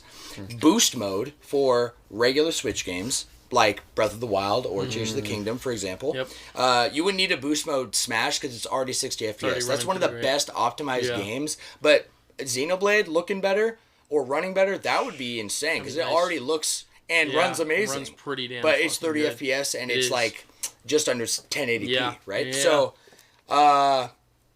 apps / an alive home UI, okay? Because while I love the UI for its speed, honestly, it's just peak. When you compare it to anything that's not running on a straight computer, it's no bullshit, and it's fast, it's instant sleep. Even like the DS had that, but you literally had to close the damn thing. Like a Vita didn't have instant sleep. Sometimes it would literally lag behind as you're putting it to rest, right? Yeah. Customizable UI and themes. And then we made a predictions list with points. We each made 3. Joshy predicted a camera on the back and new online infrastructure for the Switch, like online, like menu. Yeah, so I think if I remember right, it was like, we're losing the app. We're losing, like, maybe the complexity of friend codes and shit. Yes, it's all going to be built into the Switch. Yeah. And it's all just going to be kind of there. That's my prediction. Did you know that to voice chat on the Switch right now, you have to have an app and connect your headphones to your phone to talk on a Switch? Yeah. To voice chat? Yeah. When would there be voice chatting? There's no voice chatting in the Switch at all. If you're playing like Smash Splatoon or Smash Online, maybe even like Animal Crossing. Yeah. Maybe. But think about that in comparison to Xbox 360 that had a built-in, doesn't matter what game you're playing, voice chat. It still doesn't have that, right? And even fucking PlayStation 5 has a built-in mic into the controller. In the controller. Yeah, so you don't even need headphones. Exactly. You also not really, but it'd be nice. Joshy also made the prediction for GameCube games coming to the retro shop. Damn, I was ambitious, wasn't I? You were, but you said it was exclusive to the Switch 2, meaning you had to have a Switch 2 to access it or play it. I do too. And then your third one was the GameCube prediction would be in the reveal trailer for the Switch 2. Yes, there's going to be a shot of Wind Waker. Oh, it's gonna. Could you imagine, bro? Come up with the icon. My predictions were a new built-in controller. I'm pretty dead set on that. Like, I think they're going to be compatible with Joy-Cons, but they're going to be a new thing that's not what Joy-Cons are right now. I don't even want to guess exactly what it is, but it's going to be like better Joy-Cons, okay, essentially. New Bluetooth technology and sync technology. Oh, yeah. Okay, just to like really just optimize it. Like, it does feel dated. Syncing's kind of a bitch on It's Switch, kind of a bitch, okay? And then a boost mode, i.e. better playing old games. Right. That's basically what we talked about. Episode 30, Akira Toriyama. Oh, yes. Led by Joshi. Akira Toriama's legacy, right? Yes, all about that. Joshi basically took the wheels and really opened my eyes to everything that I love has been influenced by Akira Toriyama. I mean, you know this as an anime watcher. Every single anime has some kind of like feel. Even One Piece, you know, Luffy is based on Goku. That is how Oda has explained like how much he looks up to Akira Toriyama. He took 3 weeks off of his own show. Yes. To dedicate to Akira. His own story. When we had a 3-week break on the manga, it just came back. Wow. Because he wanted to kind of focus on his own health and make sure that, you know. We couldn't even talk about that in the episode because that was headline news. Yeah. That's crazy. Isn't man. that wild? Respect. So, just talked about, you know, everything that he's inspired, not even just in the anime space, in the gaming space. And that's where my mind was blown. Movies. I can't remember all of them, or even we don't even need to go into examples. Sonic. Yeah. I literally was like, oh my gosh, duh, Super Sonic? Are you kidding me? That's the 7 Chaos Emeralds, the 7 Dragon Balls. Yeah. Wow. But he goes beyond that because coming from a lot of these JRPGs that I've played that Joshi hadn't really even heard of before the podcast, I'm like, well, that's in it. Yeah. That's in it. That's in it. Chrono Trigger had Akira Toriyama as the art director. Yeah. You even see with Seven Deadly. They literally have basically a scouter, and they call it it's power levels, right? Yes. They basically call it power levels. Here's something to think about too, man. Like, the show Dragon Ball Z, first off, like, it's obviously Akira Toriyama, but the show is a fighting show. The show is a fighting show, and it's not even about fighting. It's about freaking Dragon Balls, and we just literally forget it all the time because it's so good in the fighting and obviously the power scales. It's funny, man. No, like hilarious. The meme of their screaming in 3 episodes, powering up. I'm like, oh damn, that's in everything I love, including Yu-Gi-Oh. By the way, absolutely. What the heck? Yeah. Next episode, just as hype, honestly. Yes. Episode 31 was Spider-Man cinematography. Oh, yeah. That was in the headline of every single live-action Spider-Man was coming to theaters. Yeah. As you know, because Spider-Man 2 just came out one day. Wait, Spider-Man cinematography? Yeah. Well, cinematography, it's really, technically, the correct title would be Spider-Man filmography. Gotcha, okay. However, cinematography is within, really the definition of cinematography is the creation of the film, right? And we talked about every aspect much deeper than I honestly planned on. Yeah. We talked. This is a long main topic, but Joshi, being the Spider-Man guy that he is, beyond a fan, right? He really broke it down, and we went through a whole discussion on everyone, and we gave them all we gave them ranks, a rank, a flash score, actually an official flash score for every single, all the live actions. And, which, I don't think we've told you. We have an official, we call it a flash review, and we come up with an official flash score. It's out of 5. Okay. Yeah. So that's how we do it. No points, no nothing. Yeah, no bullshit, no point fives. If it's perfect, it's a 5 out of 5. If it's incredible, but not perfect, you got a 4 out of 5, and the rest is history. If it's horrible, like not even worth your time, it'd be a 1 out of 5. Yeah. I can give you my whole list right now. Let's hear it. Actually, go through them. Spider-Man 1, 3. Spider-Man 2, 4. If not 5. Spider-Man... You're allowed to, by the way, give a 5. That's okay. Spider-Man 3, at the time, 5. 100%. Now, not. My man, At the time. dude, that's crazy. Spider-Man 1, actually insane. Amazing Spider-Man, I'm not kidding you. Not the Tobey Maguire, but the Andrew Garfield. Yep. I'm just going to go ahead and say this right now. One, I'll pull up our scores, by the way, while you're... Okay. While It's you're 2 movies, right? It's 2. Yeah. 5s, both of them, absolutely. Both of them? The action, the at the time, 2016, Yeah. the movies that were popping out, you're getting Godzilla's, you're getting the Amazing Spider-Man, Yeah. and you're definitely getting Transformers, you're getting Yeah. high peak cinema. But Right. that really, really dove into the character of Spider-Man, who he's fighting, how smart he actually is. Yeah. Okay, 5's a little rough. Maybe I'll give it a 4. I say 4 I would because say 5 for the first one because I think we did, but that second movie is trash. I liked the Andrew Garfield. liked Okay, let me tell you why. I like I want to deviate from this being a discussion because Yes. I know this will take up the rest of the entire episode. I want to hear the rest of his. I want to ranking, hear his, though. Yes. the whole explanation So and you- the rest of the list, you and then I want to stand give by- you ours, Please. Yeah. and we'll go from there. Sure. 5 and 4 because I love the cinema. And once again, I was in We're high talking school. about what? The Amazing Spider-Man. Okay. 5 and 4. Okay. What's his name? Andrew Andrew Garfield. I really just enjoy it. Once again, I was going to the movies every single Friday with my friends. Yes. Football, we'd have our Yes. game Thursday night, Yes. and then Friday night we'd all go to the movies. Like we're rested, we're tired, Absolutely. and we were looking forward to it. That was my sophomore year. And I just really enjoyed those scenes. And Electro, he's fighting Electro. The way that they captured that back then, The bro, cinematography he was is killing incredible. it. They were going crazy. And that Really scene enjoyed in it. Times Square where he like has to grab yes. both sides. Oh, and I catch forgot the about Absolutely. that was a It great really is scene. amazing. Yeah. I had to Crazy. pull up a clip to tell him how good the swinging is because I think it's the best in It's all the the best. movies. And the is gags, two. the jokes. Yeah. Andrew Garfield did a really good job playing Spidey. He was a little Yeah, he depressed, was- but that's also a real thing that Spider-Man has to go through. Peter Yeah. Parker, he's not just as happy-go-lucky. He uses gets jokes to tested. literally break Yeah. down his enemies and like get them off their game, which Right. is so smart. Yeah. First off. Second Yeah. off, the last movie, so Andrew, what's his name? Andrew Garfield? Andrew, no, no, Tom Holland. Yeah. So we have got Homecoming, Homecoming? Far From Home, No Way Home. No Way Home. That's it. Sorry. I cannot stand. I hate him to the pieces. Tom Holland. The only good movie he had was No Way Home. Sorry. Let's go, I'm sorry, dude. bro. I hate him Man. so much. Okay. You literally broke the multiverse because you're an idiot and you're a child. If you want to not be Spider-Man, bro, get the fuck out of my face, bro. Yeah. Sorry, I don't want All to. right. He gets sucked off. Everyone loves Tom Holland. He's not even that good of an actor, bro. Get out of my face. Don't get me wrong, though. He's tough sometimes. So this but- was I agree. this was a union of Josh We and had to I's. combine these. Yeah, this is our combined flash score between Couple the we both of us. disagreed on a So, little bit, but ultimately, I feel like after we made the list, we Yes. are in agreement on these numbers. Yes. Spider-Man, 5 out of 5. Spider-Man 2, 5 out of 5. Great movie. Spider-Man 3, 3 out of 3 out of 5. 5. The Amazing Spider-Man, 5 out of 5. 5. The Amazing Spider-Man 2, 2 out of 5. Yes. Really? Absolutely. Yes.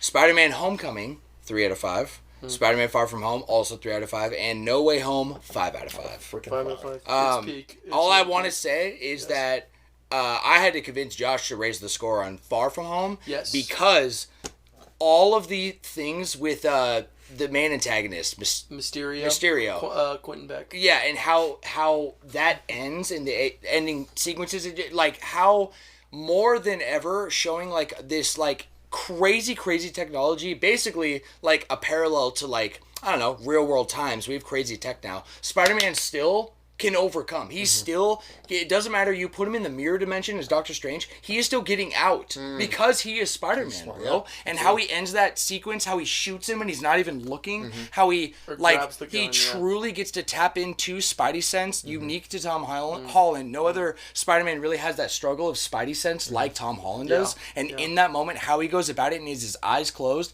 and he takes them all out because they're robots, bro. Because they're not like the dude. Yeah, it gives me that goosebumps. ending is really good. I do like that. I'm just not a big Tom Holland fan. No, for sure. know? Yeah, no, and I'm with that. Far From Home is the closest to it's just a Tom Holland movie. Yeah. You know what I mean? No, for sure. And, you know, that's we have a whole discussion about Right. how the latter three, that's an MCU Spider-Man, Absolutely. not a true Spider-Man Absolutely. story. They're not right? Spider-Man movies. No. They're Let me- MCU movies. Let me say this really quick because Yeah. I'm not really getting the whole discussion, but I really do. Azzy and Jay and I, we broke this down forever ago. This is Yes. really what it is. Tobey Maguire is like Michael Jordan. He set the tone. He really stepped in the game. As much as I want to say Spider-Man 1 was a 3, it was a 5. No, there was no Spider-Man before that. I love 2, Spider-Man they 3. killed it. They were doing amazing. They really brought attention to it. That is a big discussion we had. I lowered my original. I think I said 4 out of 5. You did. I did. Yeah. You might have even said 5. I think I wanted to say 5 because I love Spider-Man. And I just struggle to appreciate it as much as you guys do. We broke it down hard. We did break it down, and I have been. I've changed on a lot of my Spider-Man opinions because of that episode, for sure. Yeah. Especially in just the entire talk of. It's crazy, even timeline-wise, it's so substantial, I think, in terms of, like, advancement of storytelling, in terms of, cinematography. The Andrew Garfield stories, like, how that, to me, Andrew Garfield is the perfect Spider-Man. I agree. And the fact that they brought it back is so sick. It's what makes No Way Home so good. Let me because I know we want to move on. But anyways, what's his name? Tobey Maguire is Michael Jordan. Yep. Andrew Garfield is Kobe Bryant. He got in the game. He switched it up. We were a little off. I was like, why are we switching Spidey again, bro? Like, why don't I do this again? No, true. But he got in there. He did his sense, and he laid it down. And also, too, he had a tough role. He literally had to watch Homegirl die. I haven't seen any of the Spider-Man before that. No one's gone through something like that. You know what I mean? And then, let's be real, he even said in No Way Home, he went dark, bro. You watched your girlfriend die because you couldn't save her. It wasn't because... By the way, I mean, from me to you, never give a fuck about Mary Jane. Gwen Stacy. Gwen Stacy is she's bad. Come on. Oh my god.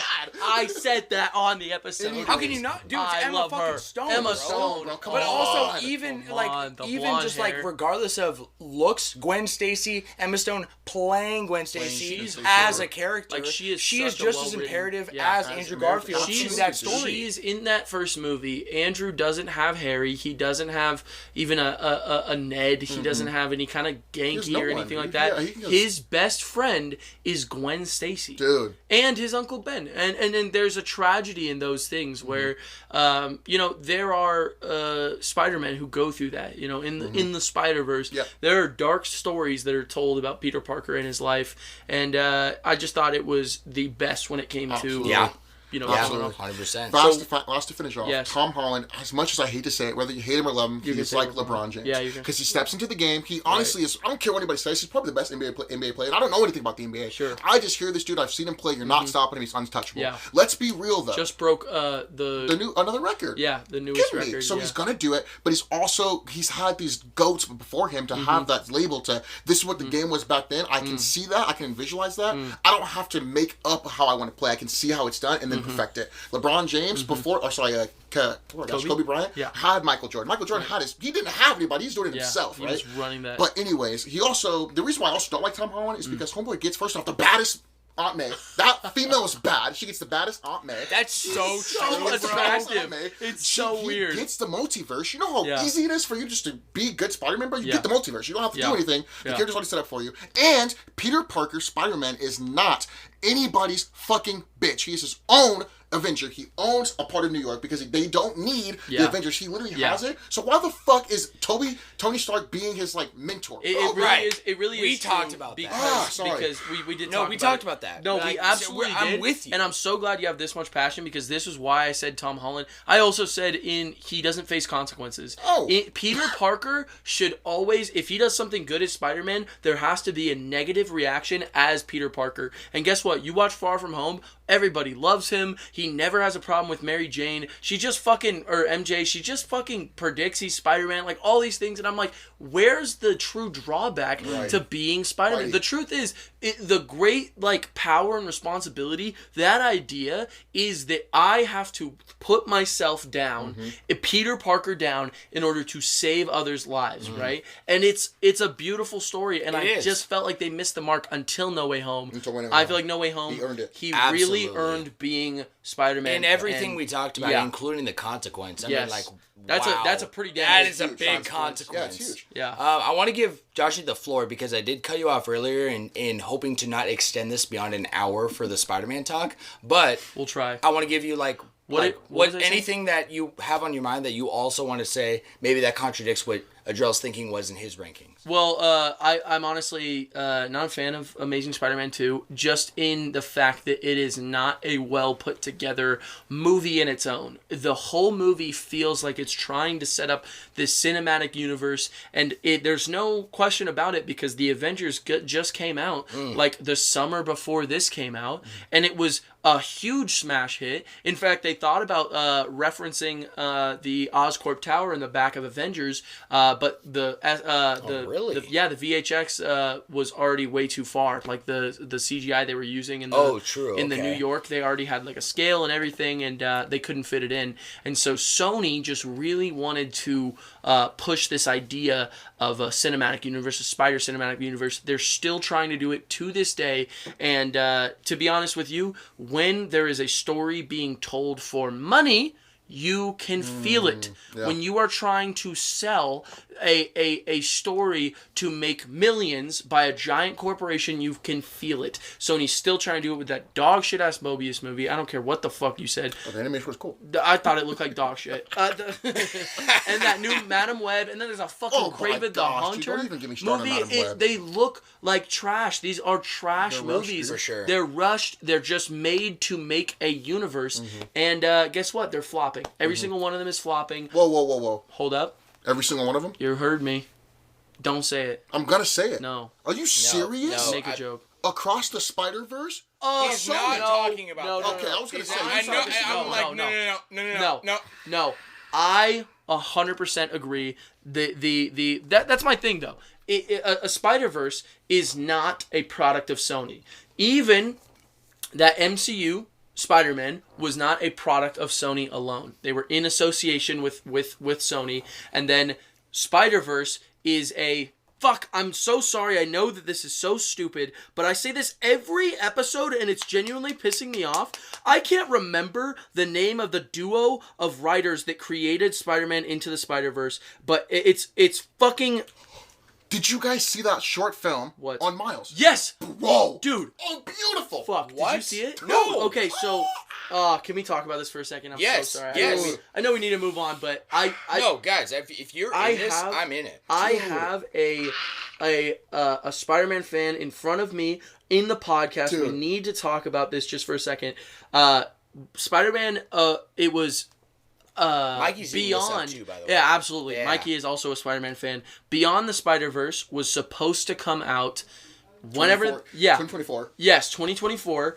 I can't remember the date. But whenever that episode came out, that was the original plan, and so it wasn't even like an apology video. It was this short that kind of like focused on almost like the part of Spider-Man that's like hard to kind of like digest, right? The anxiety, the pressure. My biggest thing with Miles, and I say this all the time, the reason I think I like him... If you guys hear clapping... Oh, fuck. There's like this tiny little fruit flies that are flying around. I swatted it 3 times. Yeah. Little bitch. Got him. They're coming from the outside, no question. Yeah, I know. I opened that... We had the seriously window opened that window for a half 0.5 seconds. Yeah, dude. So one of my favorite things about Miles Morales as a character is he is...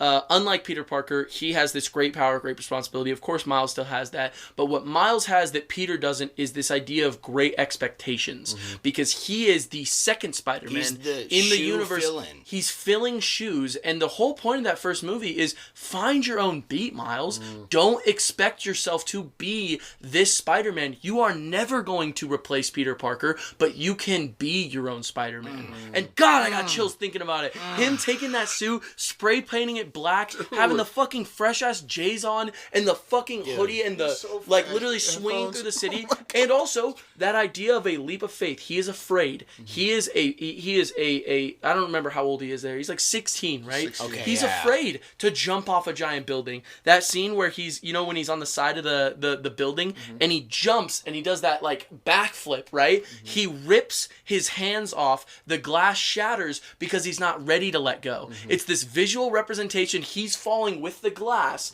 and it's that what's up, danger. You see him on the city upside down. Even though he's physically descending, they flip the camera around so he's ascending.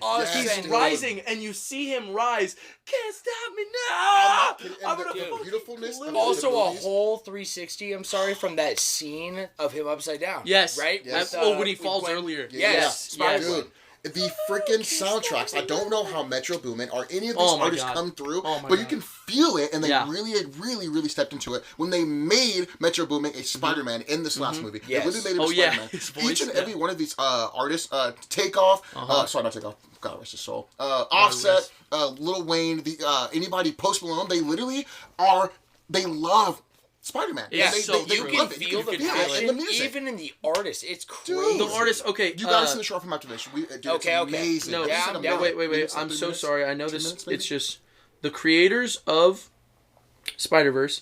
It's Phil Lord and Christopher Miller. It's Lord and Miller is what they're called. They did Cloudy with a Chance of Meatballs, Lego Movie, both the Spider-Verses. They've done all those like incredible movies that make you feel like there's true heart in it, like actual heart beyond just being an animated movie. Lord and Miller are behind them. I promise. They're a duo who cares. No, that's close though, because it feels like a Lord and Miller movie, but they feel personal.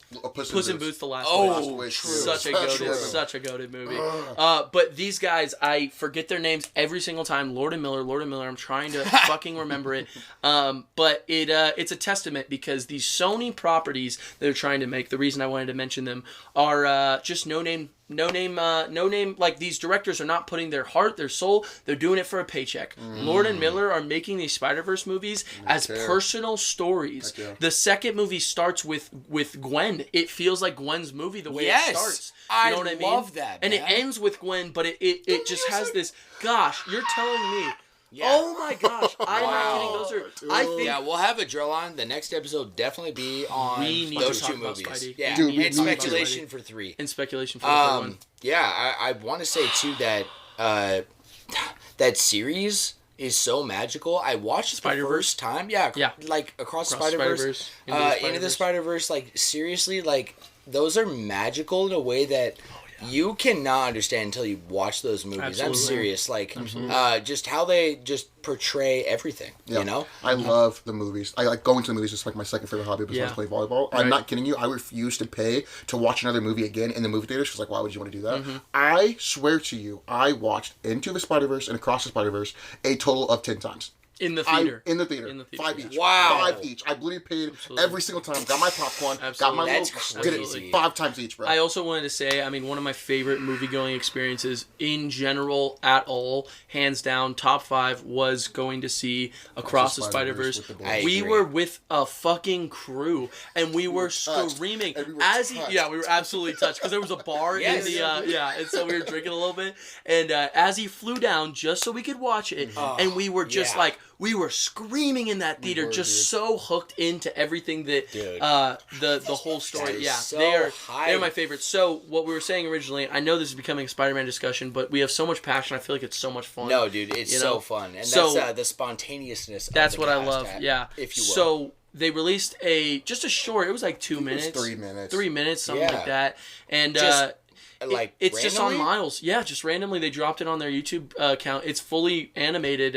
It's about Miles and kind of just the eternal things he's feeling. Yeah. And it was really, it kind of made me feel emotional. Really, absolutely. And, in 3 minutes, In 3 minutes, absolutely. It just brings you back immediately. Yeah, just absolutely. Like Across the Spider-Verse did. It brought me back into where the story left off into the Spider-Verse, and it brings you back and you're like, oh my gosh, I forgot how good this is.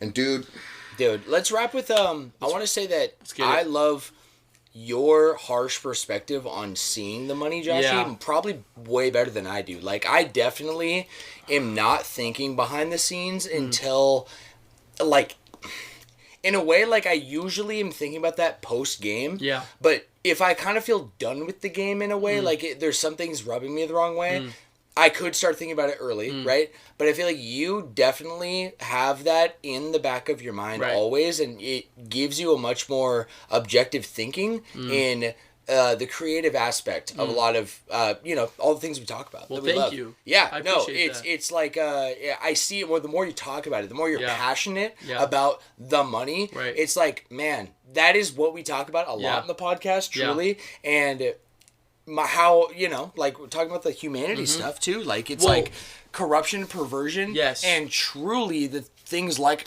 the Cross Spider-Verse, Miles' story, the games that like Xenoblade, you can feel the heart. It's hard. It's not about the money. And I want to say the because we can move on right after this. The true thing, and I want every person listening right now to take this. You, as a consumer, you might not feel like you have a say in anything, but I promise you do. I promise every piece of time you put into your dollar and dollar you sink into your time playing games, watching movies is valuable. And you will never be seen as a number if you refuse to allow yourself to be. And so the truth is these massive corporations that want to exploit our money, our hard-earned money that we truly work way harder than any of those executives do on a daily, if we decide to give our money to something that is garbage and doesn't make us feel anything, that's going to tell them that they can make as much trash as they want. So I need to be critical because that's my responsibility as a consumer. If I play a trash game and it's trash and they're not caring at all about how it makes me feel, there's microtransactions and season passes and all this trash in there, I will not play it. I will not give my money to it. That's everyone's responsibility. Everyone out there listening, that's your responsibility. Don't go and see Madam Web. Don't go and see trash that is trying to peddle little bits of money out of you because you're more than just a wallet. You are a person with an experience and you deserve to see an experience of another human. It's the number one. Human connection is the number one of the five wonders of humanity. That is important. You think important, dude. I love your passion, Josh. I'm sorry. I just always go. Do out. not apologize, bro. Like I know everyone listening at home can feel that passion right now because I absolutely do, and I want to extend that just into a tangent thought of the five wonders of humanity.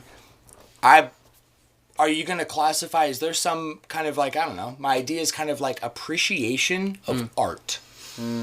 See. Art / entertainment. That's definitely unique to our species. I would say emotionally being moved, but you know what? It's funny. Those kind of things. Or expression of art. Expression of art. I would also categorize those as a human connection. Really? I look at this is why the names of Lord and Miller are so important to me because these are not movies written by a committee. You can look at a writer and you will see their mark, their brushstroke on the literal big screen. Even if it's not a painting, there's a brushstroke of humanity that's put inside of it. And I promise you can feel it. Madam Web is trash. It's trash for a reason. No, I have not. But I refuse to. I'm going to sit. I refuse. Don't you dare. Bro. No, I refuse to. We also need people like Joel, though. You know what I mean? Yeah. Well, who will be willing to spend their money to see the trash and then get an opinion. Yeah. No, but that's I think it's important because, the connection of expressing art is expression of self. And I think that could be a wonder of humanity, but it's also art, I believe, is meant to be seen. And I believe that it's meant to be seen because every time you cry at a movie, every time an acting performance moves you, every time you see a beautiful scene that brings your heart to this like warm feeling of capturing the beauty of the world, music that touches you, makes you cry, those things can't be created by AI. Those things cannot be replicated by anything but a human, right? Absolutely. And so that is a connection we have with people is art. Experiencing art for sure. I actually completely agree. Because art is just the expression of Don't you self. feel like when you're experiencing something like Akira Toriyama's work, AOT, Xenoblade, you in a way are feeling connected to the creative director? Absolutely. Yes. Right? You are. You are being not. It's not just a way because I promise you, my little brother. Oda? Yeah, Oda. Oda is it feels like we know him sometimes. I'm not kidding. No, we talked about this a couple nights ago, Joel and I. Yeah, absolutely. Super late. We went a tangent, and I don't know nearly as much as you guys in that story, just kind of what I've gotten from your passion, what you guys have shared, Dorian as well. We had a whole conversation about his connection to Oda through One Piece. Wow. Wow. So I think you're right. I would just totally say, right. art and it's those a big things wheelhouse. Go with the human connection. No, I just got your cogs churning. You know what I mean? I like that. Spider Within, by the way. Oh, yeah. 7 minutes. Spider Within is the name of the trailer. I'm not kidding. It's not a trailer. It's like a short. Well, I'm down to watch it when we wrap. Dude. Like 100%. Let's jump to episode 32 is our second special episode of the season, our last one, Dune Saga. So, I want to say that the reason this episode spawned was because exactly a week prior on pregame, Joshy had just come off of seeing Dune Part 2. It was actually both of them. Yes, right. He watched them back to back. back. And he came to that pregame basically preaching the entire pregame about how this is absolutely one of the best movie experiences ever. Either of them. We will not spoil. We will not spoil anything. No. I'm just going to tell you from my experience, his speech to me, that was about an hour, prompted me to immediately that night watch Dune Part 1 with Kendall. We both loved it. We both went to the theaters the next day and watched Dune Saga Part 2 and came back and did an episode just talking about Dune. We just talked about That's all we did. And it was like a week in advance. I don't think we've ever experienced a piece of media that quickly within each other and then did an episode on the podcast. No, that was another very unique thing for Joshy and I. Can I also say that on Saturday night, hung out a little bit after shift as I was closing with Tracy, my cook. Yes. Tracy, he knows about the podcast. He kind of like does a lot of his own thing, and I've kind of dug out of him that he plays Ark. He's played a lot of Ark. Survival. That's kind of his wheelhouse of gaming. So he doesn't really call himself a gamer. Yeah. But I ask him all sorts of things, and he's older than I. I think he's like 34. And so he definitely has an old school, I don't think he just consumes entertainment a lot. So he knows a lot of older stuff. So I mentioned our Dune episode. He has seen and he read the first book and movie. Wow. The first movie from 1970 something. Yeah, the old one. 75, I think. Yeah. Is one of his favorite movies. So we had a whole discussion. I was trying to pull up things from Part 1 and 2. Yeah. And he's like, that's crazy they did that. Because they summarized Part 1 and 2 in one movie, by the way. They're just the original movie. Back in the day. But he tells me what happens in that movie. Dude, some of the stuff is really different, and I love it, but I can also see that why it's different. Yes. Because the way the story is told, it's told in a really well written way. Honestly. To see it. Yeah. Pedro has to. Man, literally I hope that inspires you and everyone out there because Dune is a worth watch. If you didn't like the first one, watch it again. Absolutely. Take it in, get into Dune Part 2, and come back to us because I'm telling you, you will not regret it. I promise you won't regret it. No, seriously. Joshy, the next episode here was episode 33, April 1st. April 1st? Some good April ones. 1st. Do you remember what we talked about? There's a collection of old April Fool's pranks that some game companies have done throughout the years. Oh, yeah. It was pretty funny. The list is actually was really, really funny. Didn't I have you you know what I should have had you do? Yeah. You know what I'm going to do next year? Yes. I'm going to make a list of things that did happen and didn't. I'm going to have you guess. Yes. That'd be really funny. I'm with it. That'd be a lot of fun. I love games. You know what I mean? I'm going to give you a couple examples here, Joel, from my notes from that episode. So CG Project Red, the creators of Cyberpunk 2077, they came out with a big, huge advertisement and an email that said they were releasing a limited edition of Cyberpunk on 3.5-inch diskettes or floppy disks. Yeah. They said in the same email it was going to be 97,619 of them. And the approximate install time of 2 months. 2 months. Just to even get the game. Limited edition. Another one, I don't know, I'm guessing you heard of this. There was a big patch drop by Blizzard for Overwatch 2. No. You didn't see this? You know what Earth is, right? Earth? Earth. Yes. In League? Yes, of course. They did that with Overwatch 2. No, they literally did. Yes, not. by the way, like Earth, that's a Riot thing. Right. So Yeah. Blizzard definitely did their own thing. For example, they gave Bastion shotguns and Diva the ability to fly backwards. No. So they released an entire patch that had a list of buffs or just weird quirks for every single what do they call them, heroes? Yeah. And then they actually released it in a new arcade mode called Balanced Overwatch. Isn't that fucking funny? Isn't that funny? And the last one I'm going to say is that there was a dating sim trailer for Pal World, more than just pals. It was so funny. They in the vein of what was it in the vein of Doki Doki Literature Club? Just like that. Have you heard of that game? No, dude. Joe, we're cutting it now. Episode 34 was Dreamlander. Yes. An entire episode by Joshy about the lore of Kirby. That's why he's knew still it, here. dude. Yep. That's why he's still in here, man. Man right here. Get him out of there. To which Joshy then took it upon himself to put immense trivia based around that lore in the next week. Yes. So the next episode. Spoilers, I bombed it. Nah. You got a couple right. Yeah, you know what? I felt really confident. Yeah. And I got a re-education. Yes, you know you what I did. mean? Yeah, You which learned more. honestly, the Squeak Squad.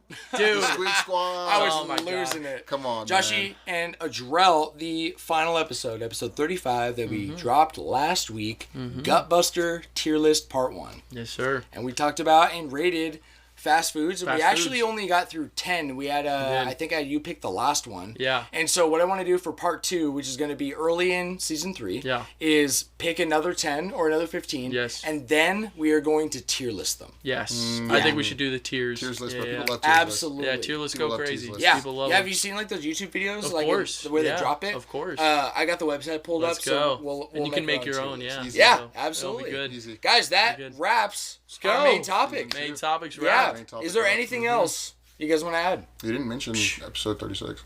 I didn't. That's today. Didn't. We should probably recap that one real quick. So Probably going to recap. Probably that. gonna- Adrell shows up. So Adrell's there. Sweet-Ayeee himself. Sweet Too A, funny. baby. Yep, We yep, opened a yep. window. A few flies got through. That's right. Ordered some pizza. Didn't Yep. eat the I got a pizza. sandwich. Yes. And talk And about here we Spider-Man. are. Yeah, we talked about Spider-Man. That's right. Yeah, actually, the There main we go. topic Where's is the main Spider-Man recap. That's right. That's right. So let's get into it. Yeah. No, please. Guys, let's Whole nother topic. You mind if we coming in. take one last break and wrap it up? Sure. Sure. Yeah. I just yeah. gotta pee. Yeah, let's do Yeah, it. let's do it. Hey, All right. Thank you, Joshy. You're welcome. We are back. We're back. For our last break here. I want to say, Adrell, I'm so appreciative you've stuck around. My Long man's time, here. bro. My man's man. really To here. the bitter end. I He love is you guys. Bitter Committed. end. To the bitter end, That's brother. something so much bitter more end. depressing than than I was going for. Bitter end, I think, means bitter end because it's the end. end. Yeah, and it's bitter. Yeah. You know? It's a bittersweet feeling, though. Absolutely. It is bittersweet, honestly, and it's been very sweet. So It has been. Sweet I day. am with Sweet it. day. I have two things for today's party chat segment, my yes. friends. Let's start with last week's Spotify Q&A, which I asked, again, that was the Gutbuster episode. Yes. I asked, what are some fast food restaurants you want us to cover in part 2 of Gutbuster? Caleb responded with Wendy's, my absolute favorite fast food Those burger nuggets. joint. Absolutely. Completely... I honestly, okay, Five Guys is my favorite. Five fast Guys are your food. favorite? Yes, dude. It's pricey as a motherfucker. I don't care. It's so satisfying getting for real their junior bacon cheeseburger instead of their regular. I almost don't. Every time I get the regular one, which is a double patty, I genuinely feel like I didn't need that. Can't fit Yeah, in. like I would be just as satisfied and more satisfied, especially because I always want the fries, and just the regular is a ginormous amount of It's fries. Like, ridiculous. bad, Have you had their Cajun fries? They're really good. I've never had them. Dude, not all locations have them. I Really? found out. Like, I've definitely ordered them, and they're like, we don't have those. We don't know Cajun fries. Yeah, here, I've bro. never heard of that, bro. Go back to LSU, buddy. No. They legitimately are some of the best, if not the best, fast food french fries I've ever had. Really? Yes, dude. Wow. High key. So I like Five those Guys animal is style. definitely the only off the top of my head, because Wendy's slaps across the board. Wendy's has one of my favorite burgers of all time, What the is it? Baconator. The Baconator. Baconator is like one of the best tasting burgers you can get at It any honestly fast has no food. right. It really does not, and it also, it tastes fresh. They never freeze their patties. Apparently, it's all refrigerated. Oh, that's what they. that. Yeah, that's what they claim. They're very fresh. Who knows? I don't know. That's what Five Guys claims too. So yeah, I'm gonna say that could have a lot of that merit. Could be, come down to what makes something. We're all feel like, fresh. I don't know, bro. It never worked at Who Wendy's. knows? Haven't worked at either. No, I have one more party chat here from Johnny. Oh, Johnny texted me today, and he said, "What video game ending just pissed you off to where you never came back to it?" Whoa. That's a good question. That's a really good question. He said, "Mine is Metal Gear Solid 5 Phantom Pain. Okay. Turns out you're not even playing as Snake." No, that's not what you want to hear at all. No. That's really not what you want to hear. Turns out to not be, the character you thought you were playing as. Dang. Wow, that's a really good question. While you're thinking, that Star Ocean game? Yeah. Till the End of Time. Didn't we talk about this? Yeah, we did. Okay. Spoilers for Endgame, if you don't mind. Yes. It's a simulation. And that turned, legitimately, I had friends that were like, they didn't even finish it because you find out right before the end that basically, like, none of it is literally real. You're in a virtual world. So there's a sense of, like, then does it all matter? Are you a real person, a real heart, or was it all fabricated? Like, what is real, right? And a lot of people I talked to did not like that ending whatsoever, and didn't even beat it because it pissed them off so much. That came to my mind immediately. To be honest with you, when I got to that part of the game, I loved it. It divulged me more into, like, kind of deeper thinking. Wow, like, shit. So. I'm trying to really think. Do you have one? I do, yeah. Okay, let me hear it. There was this ninja game. I think it was called, like, Ninja. It wasn't Ninja Gaiden. I wish it was. But it was, like, kind of this knockoff, off-brand slasher game. Yeah. And it was, like, Ninja Gaio, something like that. I don't even know it. Okay. But it was on the Xbox 360, and I played it. And the animation was kind of wacko. And it just didn't give me a satisfying ending. And then I beat it, and I was like, there's no ending. Ninja Yuri. Yeah. Dude, I don't know. Ninja Yuri? Is that a thing? I feel like... Oh, maybe I'm thinking of just a game called Yuri. Maybe. Yuri is a game. Yeah, and honestly, that game is crazy Yuri's cool. the boss fight game. Yeah. It can't be that game you're thinking of. It was like an off-brand What was the ending? It was just trash? Dude, I honestly don't remember, but I literally played it and I was like, this just wasn't a fun just actually game. Not it. And you didn't, like, the upgrades are kind of wacko, you get them, and it's like, okay, this just doesn't seem... It's like when you fight one of those bosses, and it's like kind of like a 3-phase boss, and no matter what your upgrades were, you were just going to have to be the same strength, I guess, pretty much, you know what I mean? Like, it feel like it didn't really matter. No, and it was like, okay, I just didn't get a whole... I shouldn't say it pissed me off, but it definitely made me, like, it gave me a bad taste. Like, you know what? You actually just cemented and brought to me immediately what mine is. What is like, it? Hands down. What is it? Fable 2. Oh my gosh! Yes, any of the Fable games. Sorry. No. I'll tell you why. No. What's wrong with Fable 1 has an incredible endgame boss, and they came out with the DLC, which Reese played, and Reese was one of the biggest Fable 1 fans I know. Yeah. He gets to the end of the final boss. It's like a skeleton dragon. You fight him in lava. That is badass. That's pretty cool. It's also hard as shit. Fable 2, have you played Fable 2? I did. Did you beat it? No. Okay.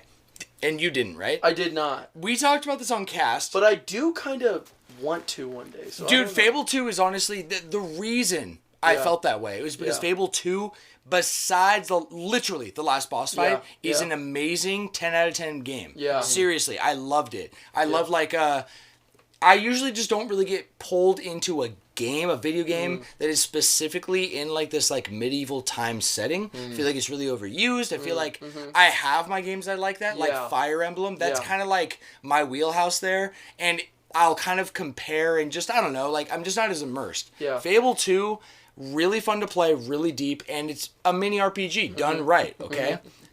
The last boss, talk about doesn't matter. Yeah. You literally walk up to the guy behind everything. He is like, he almost is like portraying this like emperor figure from Star Wars. And he is like hovering above with electric fucking shit coming from him, right? The game, this whole game is an action RPG. Yes. You approach him in a cutscene, and during the cutscene, it says press the A button. Yeah. You press it, he falls to his death. Yes. That is the last boss fight. I was so disappointed. you don't even and it fight goes him. to the credits. You literally don't have a last boss fight. Yeah, so, the argument online from the diehard fans is like, oh, no, you already had it. No.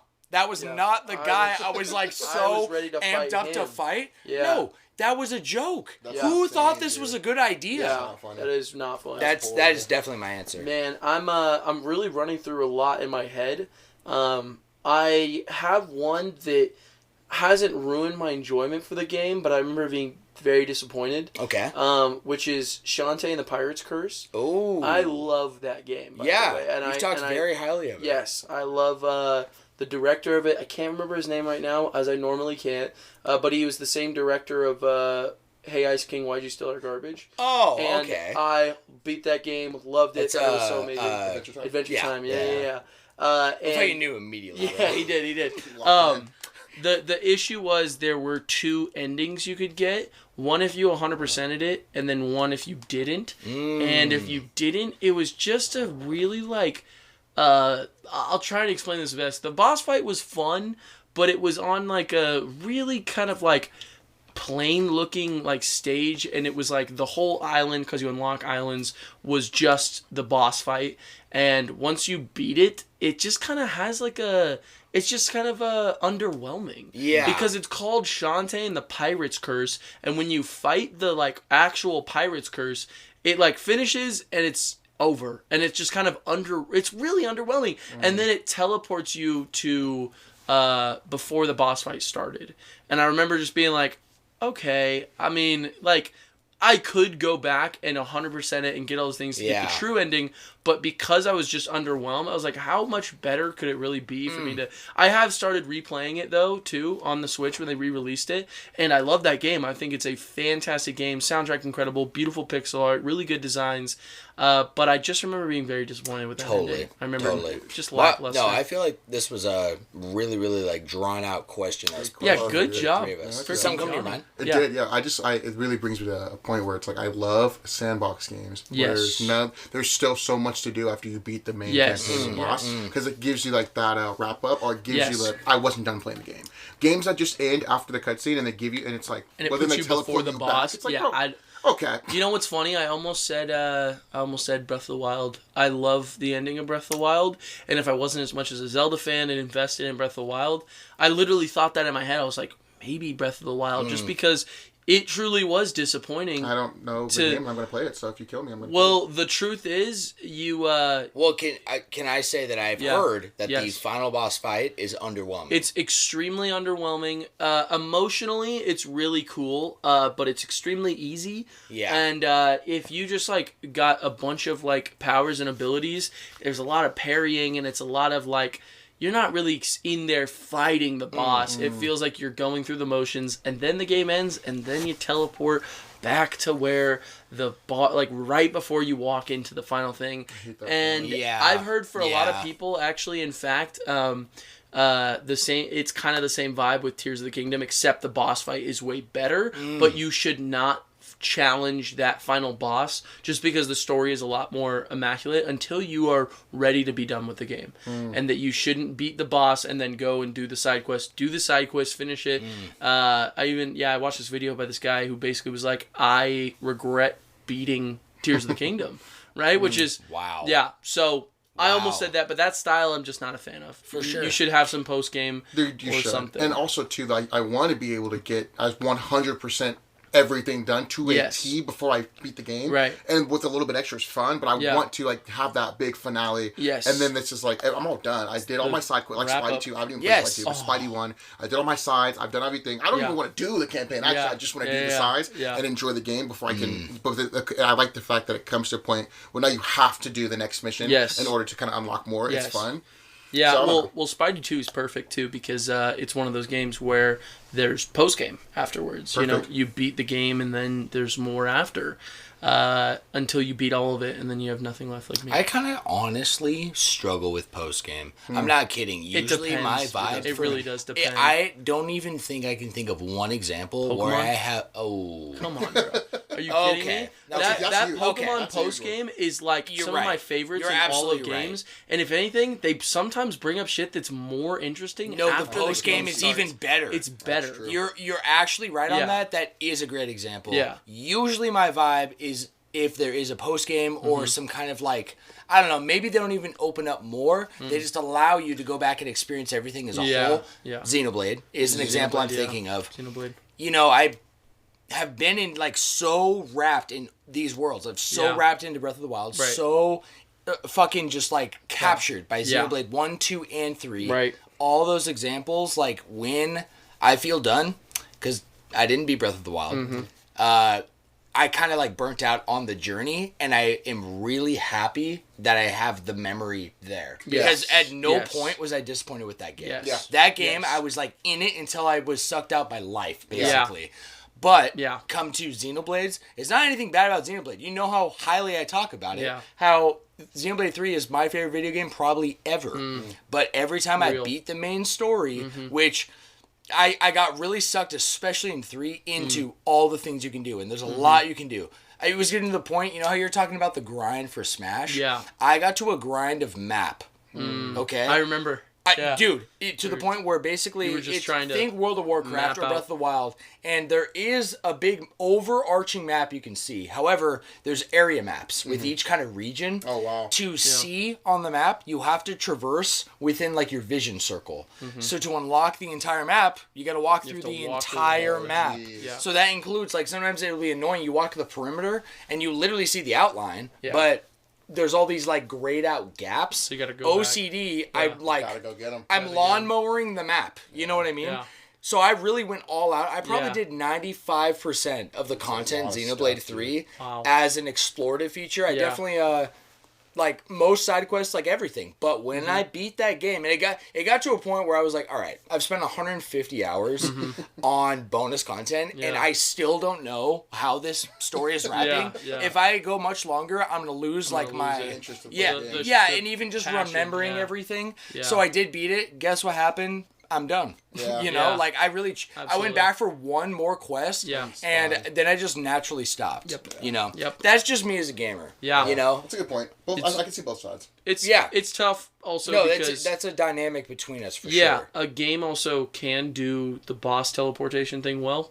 Definitely. Some do, because you know sometimes there aren't conclusions, or you don't, or truthfully, like you want a game's ending to be so massive that it affects the world and shakes it to its core, which would fundamentally create a different game. Which is why Breath of the Wild you can't do it, and the same thing with Xenoblade 1 and Xenoblade 2. From those endings, the world is completely changed. You know what I mean? Like in a way that you cannot. That's another game. That's a separate game that's going to exist. And it's called Xenoblade 3. But anyway, yeah. Yeah, Great- no, it's great perfect. question, Johnny, by the way, that was Johnny. one of the Johnny, best thanks, questions man. I Such think an we've awesome got. question. That was good. Yeah, That is thank you such a for good that, one. man. Seriously, and thanks for adding in the tidbit too of Metal Gear because Metal we Gear haven't. lore. Yeah, it's still a series, Johnny. If anyone's gonna get me into it, now that I've had Caleb up my back about it for over 10 years, now Johnny's here. It's only a matter of time. Yes. That's all I'm Yes. saying. If I can get the entire series on my Switch, it's probably a done deal. That'd be a done deal. If they totally remake Metal Gear 1, man, That'd be nice. that would be so Yeah, nice. Yeah, it would. Guys, let's wrap with with it, our baby. Proverb Spotlight Proverb. of the week, inspired by the legendary Uncle Iroh himself. Yes, so this is the where we just find. I try to find just any quote from any piece really of good quote. media that's kind of up our wheelhouse, something that we're probably familiar with or a character. And I think you both know this character. So the Proverb Spotlight this week is: give your orders and ultimatums to those who choose to obey or are too cowardly to fight. Not me. Or lean again, or never. Wait, what? What happened? I definitely it auto-corrected, Oh, shit. or I typed in the wrong word. Shit. Okay, Let's try this. I'm just gonna. I don't know what the word is supposed to be. fuck. Usually I can tell, Yeah, right? But yeah. it does not belong there. So I'm just gonna restart and to kind of tweak it. Okay. Yes. Give your orders and ultimatums to those who. I'll even do an accent. Give your orders and ultimatums to those who choose to obey or too cowardly to fight. Not me. Or never again know the difference between a god of thunder tears Tony's faceplate off and a mortal man in a metal suit. Holy shit. That's from the original Avengers, right? That was from Thor in Thor Volume 3, Number 3. Oh, by from Marvel. the comic? From the that's comic. fucking tough. Oh, that's yeah. a good ass quote. Yeah, I looked up, honestly, like dope Marvel comic quotes. Comic quotes. That was the, honestly, top vote on Reddit, man. That's tough. That is tough as hell, yeah, man. I fuck with that heavy. Is Thor portrayed in, like, a different way in those comics? I think he's more serious. More I think serious? he's more like the first and second movie. Because he's got the getup that's different, right? Of, like, the helmet. Yeah, the and helmet. stuff. He's got the long blonde hair.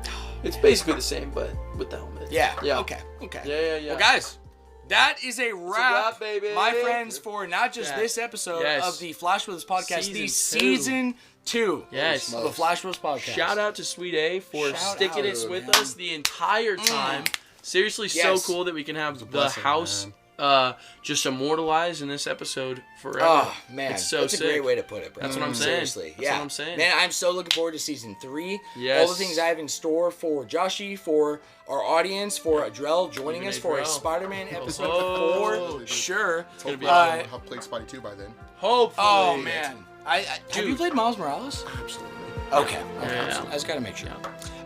My friends, thank you so much for tuning in. Thank you, guys. This week, showing your love and support. We hope this is the highlight of your day this week. I know this is the highlight of all of ours. Yes, sir. Joshie, let's plug one last time here, brother. Don't forget Plug to it. send your listener submissions, your write-ins for next week's episode, or as we want to call it, the Season 3 premiere Yes, of sir. the Flash Brothers podcast. Open it. And don't forget to respond to this next Spotify Q&A. I'll probably drop another one too in the little like surprise guy. Hell yeah. Drop it because we'll always have something dropping week by week. You know what I mean? My friends, check it out one more time. Patreon.com/FlashBrosPodcast or just send us an email. FlashBrosPodcast@gmail.com. Yes, As sir. always, thanks for cooking with me Yes, today, sir. Josh. And with Adrell as well. yes. Brother. The highlight of my week every week. Both of you guys, I love you. I love that we live together. Yeah, man. Such a blessing. Taking So advantage beautiful. of this opportunity. Yes. My brothers. Yes, sir. Last call. My friends, we'll see y'all in a couple of weeks. Yes, we will. Be safe, spread love, and enjoy your weekend. Have a beautiful time, guys. Peace. Peace.